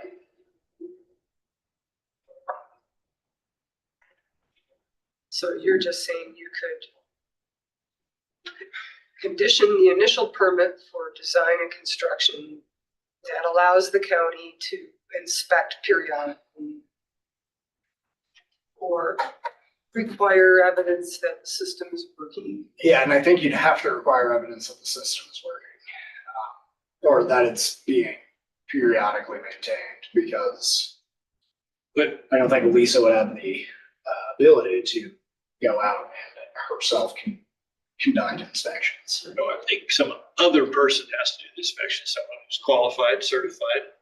Yeah. Occasional contractor. But if some of these new systems come with she's describing a contract for operation maintenance for 2 years, can we not require that and make it 8? I mean, there is an Well, do existing you think instrument there that people sign up for, that we approve of, and we would like to see continue. That seems overly narrow to me to require them to have contracts in place, because, I mean, what if something cheaper comes along? Like with a different vendor. Contract or equivalent suitable to the planning office, I mean, could condition it. Such a minute broad. Well, at that point, I mean, what would the functional difference be if they just did it on a, you know, on the basis of individual inspections or maintenances and just went with whoever's cheaper? I don't, yeah, why Yeah, okay, I lock guess I'm, someone into a contract? yeah, I'm just offering that we know there are people who are available and we assume qualified to do this. So, yeah. Whether it's that contract or another, fair point, but I guess I'm using that as my demonstration of feasibility. Yeah, I mean, I think you can require it. So do we need something to go forward with DEQ? I'm anxious that we not just stall out on this discussion. And is that, I'm reading your staff memo, Mr. Kirch. If I were, somebody asked me, I'd say pick option 2 and run with it. So your feeling is we could move forward better if we leave replacements out, that we could move forward faster? That's where I came down. I'm not enthusiastic about that. I share all these concerns that the biggest problems are in these dense areas where they're all aging out. So I do that with considerable reservations, but I just see this thing stalling. And we don't want it to stop. And I'd like it not to stall. So I'm totally, I mean, you're with what you said. Yeah, we should be striving for perfection, Yeah. stalling out, and attack this incrementally from a number of different directions. And not try to solve everything all at once. And actually, option 2 is the one I like best too. And I could go for new systems if I had some confidence that we would come back to replacements and be working on sewer hookups and, those things. yeah, what would that reassurance look like? And that gets back to my initial question. It's not really up to this body. I mean, so I guess we could all participate as citizens as we darn well please. Sewer hookups aren't up to the can. No, but the point is the county actively engaged with the city in terms of Letting them know where our concerns are. and their concerns and in some of these denser areas, Laramie Plains is the most obvious candidate. Sewers is It's obvious. the obvious answer, and that's what the developer had in mind. That's why every one of those deeds says you'll hook up the sewer as soon as it becomes available. The developer just didn't want to put up the scratch to build a sewer system like the subdivision for good reasons. It costs a pile of money. It's all up front. You only get it back as you sell lots. So I don't know what's your response to Mr. Carnick's concerns, Mr. Gurge? What do you recommend? You recommend we do what? Yep. What else like? What? Is that what you're talking about? Option 2, yeah. Yeah, I don't mind option 2. It would be such a drag to spend $40,000 on a fancy new system and then 2 years later, like you said, I mean, along comes the sewer, right? It would be really. I mean, one of the things we could do as part of the Planning and Zoning Commission, we could maybe set up a review schedule for what we're doing with the Casper Aquifer. I mean, even after we get the regulations done, I don't know how often, just something like that. And that way, we can keep discussing these things. We can give you updates on what we're doing. It'll keep me reminded to keep doing things, and yeah, I mean, that's a suggestion. Honestly, yeah, I mean. Put it in the bylaws.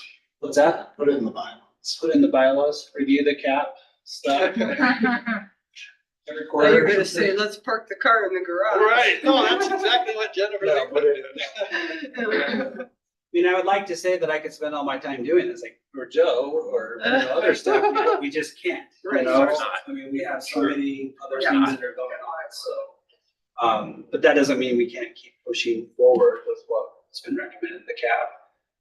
And especially when it comes to the wastewater regulations. It's our hope that within the next year and a half, that we will have some new regulations and a new delegation agreement. There's just been so many other things that have came up and, yeah, where, yeah, we're still learning about some of this stuff, but that's our hope. So that's another time that we can look into that. And, you know, some of the suggestions you made tonight, I'm looking in to grant opportunities, if there are new grant opportunities that weren't a few years ago. We can definitely look into those. Yeah, whatever your pleasure. I mean, I have to we just say, gotta keep moving forward and keep it on our minds. I have to say that I appreciate the way we do it. Actually, it's sometimes depressing to get to the same topic again and again and again.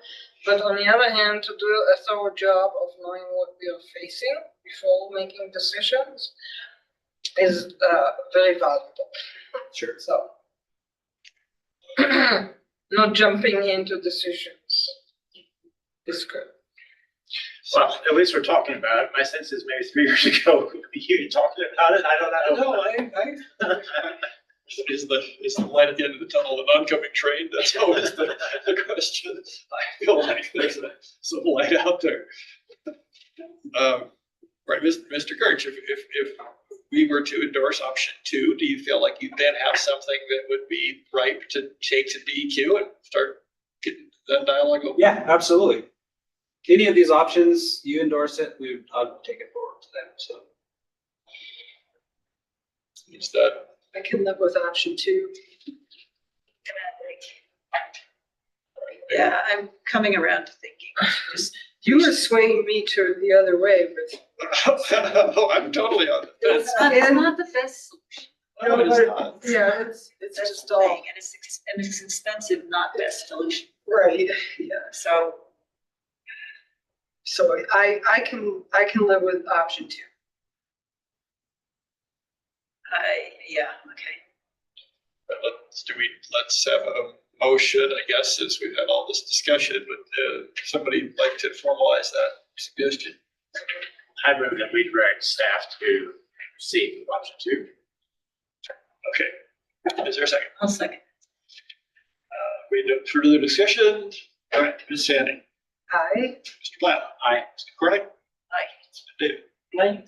Hinckley, aye. Okay. So we now have what we're going to call the proposed amended wastewater regulations. And you will take those up with DEQ to see if they feel like they can be accommodated under that delegation agreement.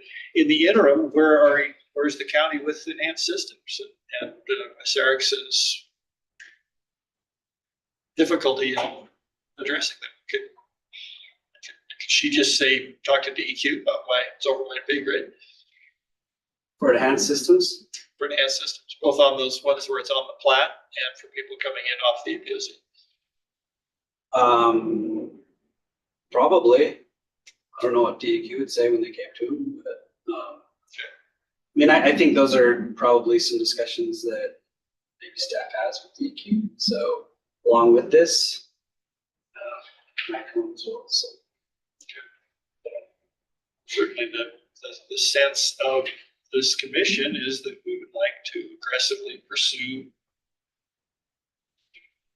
reducing contaminant loading in the aquifer through septic tank, leach field installation. All right, so this would now be out of our hands, but we'd get an update from you at our next meeting in terms of how those discussions have gone, both within your staff and with DEQ. Yep. Okay. Let's set that one. Okay, if we hit all of those, I think so. All right, next discussion. Ms. David, you've been waiting for your moment in the sun. It has arrived. I'm sure all of you have heard about the fiasco with the city and the, what is called outland parking situation. They were approached by a developer who wanted to build a 5-story building on the parking lot by the First Street Plaza. And that will contain 88 units of affordable housing. And City Council jumped on the proposal, and the result was what they called a firestorm of opposition. I've seen it on Facebook. There were emails, there were WhatsApp groups. They got a lot of feedback, thousands of comments between email and Facebook and other venues, phone calls. And they convened a special meeting last night. And I attended it because, sitting through what I saw going through, not being on the city council, the main issue, in my opinion, nobody addressed. There were a lot of comments about it doesn't fit the historical nature of downtown. It's against the city regulation for downtown. It's going to eliminate a lot of parking, et cetera, et cetera, et cetera. And my immediate response was, every city, every municipality that has any respect for its citizens in the world is moving housing projects away from railroad tracks. And if they can't move the housing developments from the railroad tracks, they construct very expensive and extensive and expensive sound barriers. And the reason why this is done in the developed world, maybe not in the developing world, but in the developed world, is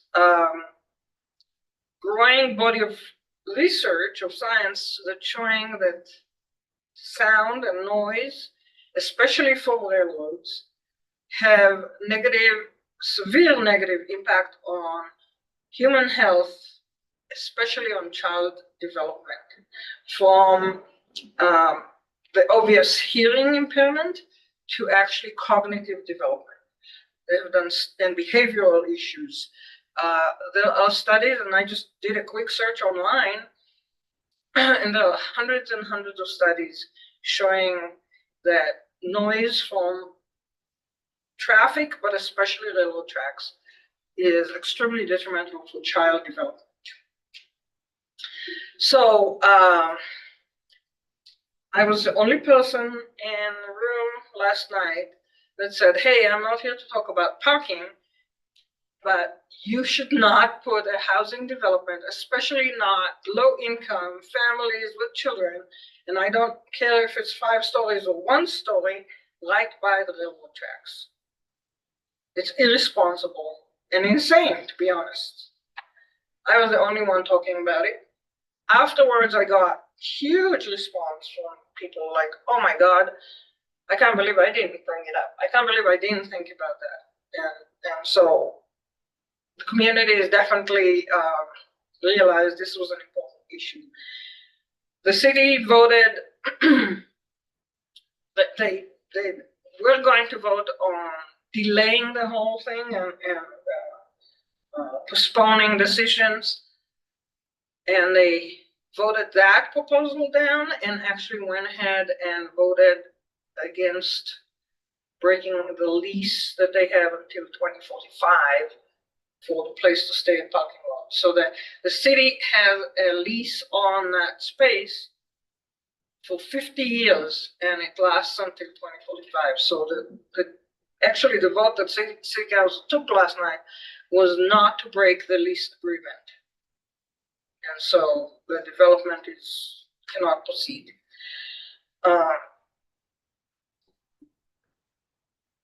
That caused me to think about us and how we regulate subdivisions and how we are responsible for the welfare of the residents of the county.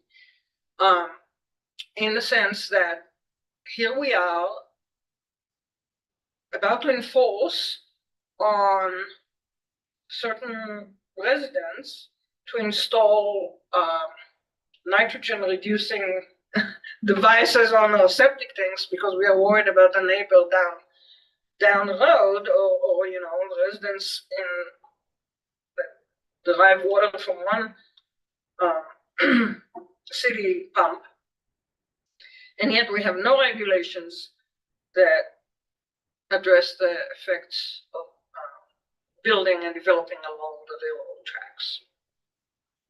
So I'm bringing the issue up to you guys as part of our zoning regulations. I suggest that we do the full research and see what other people are doing.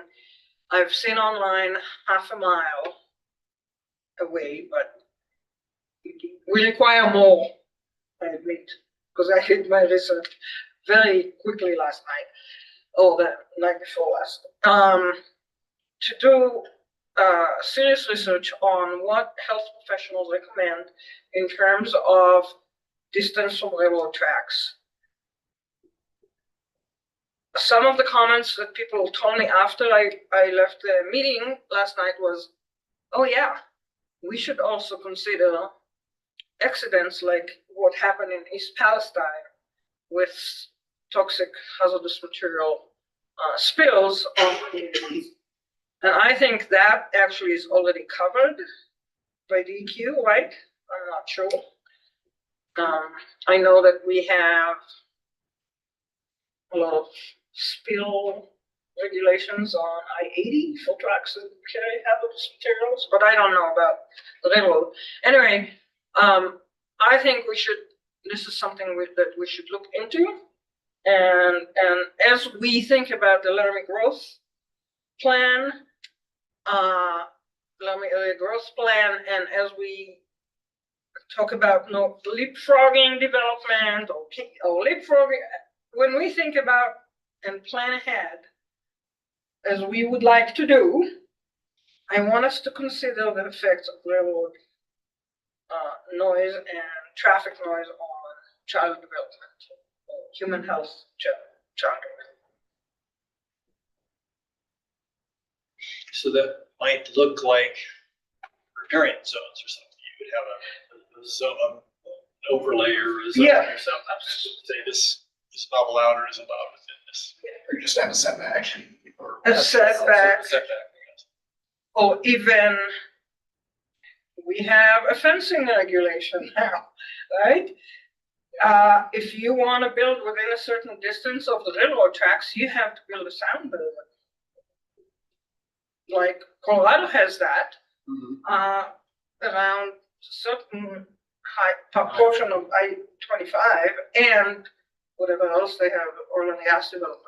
They require sound barriers. So we can have flexibility in what we plan, regulate, but I think we should address it because it's as important as high nitrogen level in water. At least from the research I've done. Just to play with those a little bit, the latter sounds like a kind of building code thing, which we're suggesting probably we don't have authority to do. Is that right? For new subdivisions and their perimeter fencing requirements. Could do it. So long as it is shown to effectively prevent livestock. So the county, under its present authority, could say, if you're within 200 feet of the railroad, you have to put up all these sound barriers. That's what it sounded like, a kind of building code-ish thing to me. Well, so, yeah, well, now that the county has to require plans and assurances for subdivision perimeter fencing. Maybe. Okay, I mean, that was a specific state statute that got passed last code. Yeah, so it could only go that far. I don't know.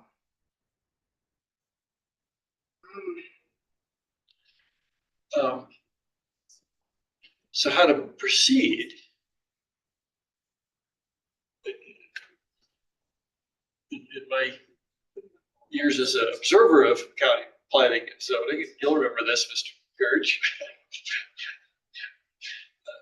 David Cunningham at one point had promoted the idea of a prioritized list. I'm sure you feel this sense of, well, why don't work on that and work on that? Hey, that's a good idea. Why don't you do that too? Would that be a way to kind of corral some of these ideas that spin out of our discussions, to have you give us a list of all the things we've said, hey, Dave, why don't you do this? Prioritize. Make us rank it. Sure. Is that a way to move something like this forward? I certainly am sympathetic to this concern. I'm more sympathetic to that than get wastewater ranks done, probably not, but am I less sympathetic than working on, I don't know, something else in our zoning? Like, I'm just brainstorming here. How do we respond to this concern that's been brought to us? In the past, you did a lot of work on fencing, you did a lot of work on the wastewater, we could do some of it too. Yes.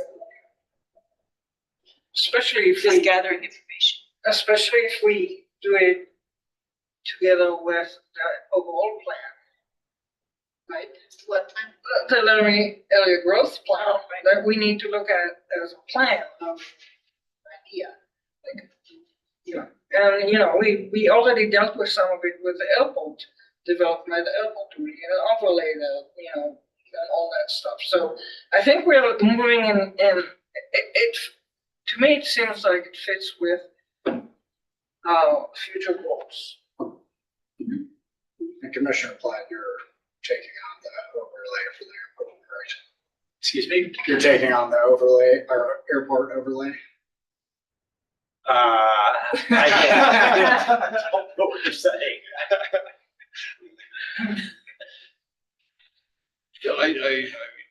Yeah, we should also not just, we got staff, go take care of that, tell us what you come up with. And I don't think this commission has been taking that attitude. We're all quite engaged to set our abilities and time.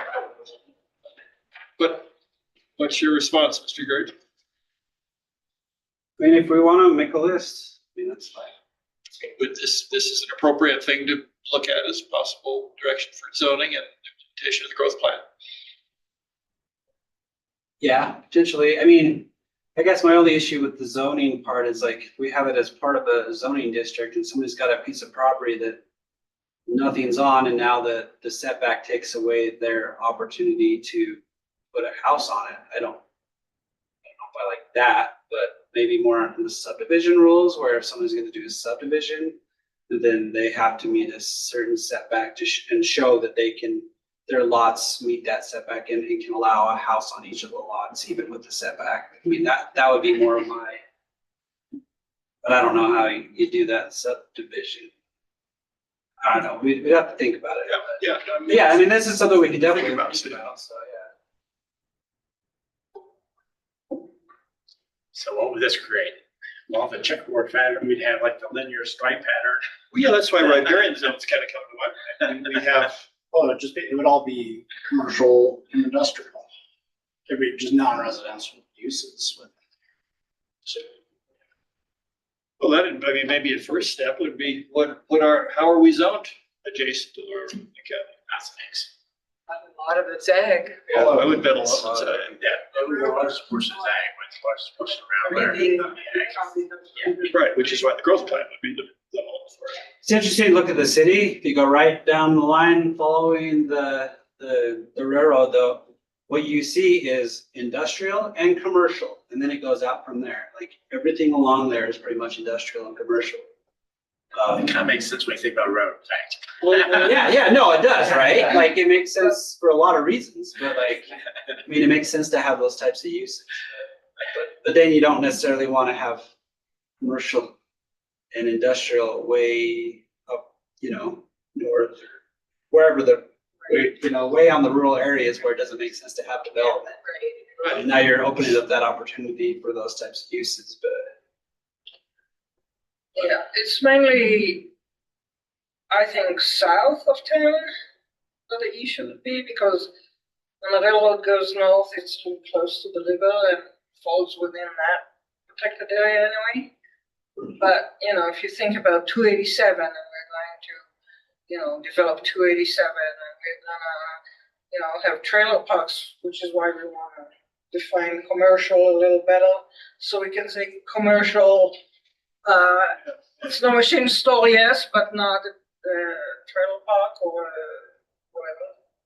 Yeah, I think we can, I mean, we're going to deal with individual applications anyway, we might as well have a plan where we do a due diligence to our residents and make sure we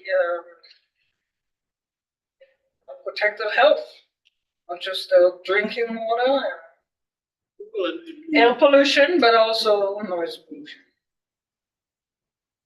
in the list of things to consider when we address a request for zoning change, there's arguably that would fit under health effects and impact on the environment. So we may just flagging for ourselves that is another piece of that. Whether that needs to be made explicit or not, but wouldn't that fit in when we're doing you have the findings necessary to justify a zoning change from ag to commercial? Sure. That would fit there. Yep. So in that case, it's kind of just awareness rather than explicit Railroad precision. Okay.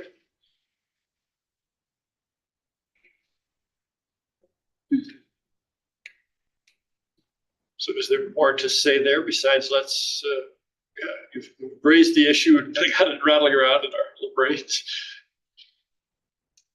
I think a potential place to start is, I can't remember what the acronym for NIOSH is, National. Institute of Health and Safety. Yeah, They do the noise standards. but they have noise standards, time weighted averages of certain decibels. And so there's national standards out there to at least hang your hat on. And then I guess you'd have to look at other, like, is the I-80 corridor as noisy Same thing. as the railroad? And some days you could argue the wind is as noisy. No, seriously. No, truly. I mean, there's a NIOSH app you can put on your phone and go hold it up to different noises, and like the wind can really. So. But we can't regulate the wind. No, we can't write, but I mean, We could give it a shot. What do you say? but it's sort of love like, it's to sort of like regulate the it. background condition around here. Yeah. But anyway, that's just like a place to start looking at what standards, what health effects have already been studied from. Oh, yeah, there is a lot of literature. A lot. It took me 5 seconds to get boom, boom, Well, boom, boom. the city has noise ordinances. That's what their own ordinance is on this. There are ordinances, yeah. Colorado has a lot. It's something like, rat out your neighbor if they're over 80 decibels or something.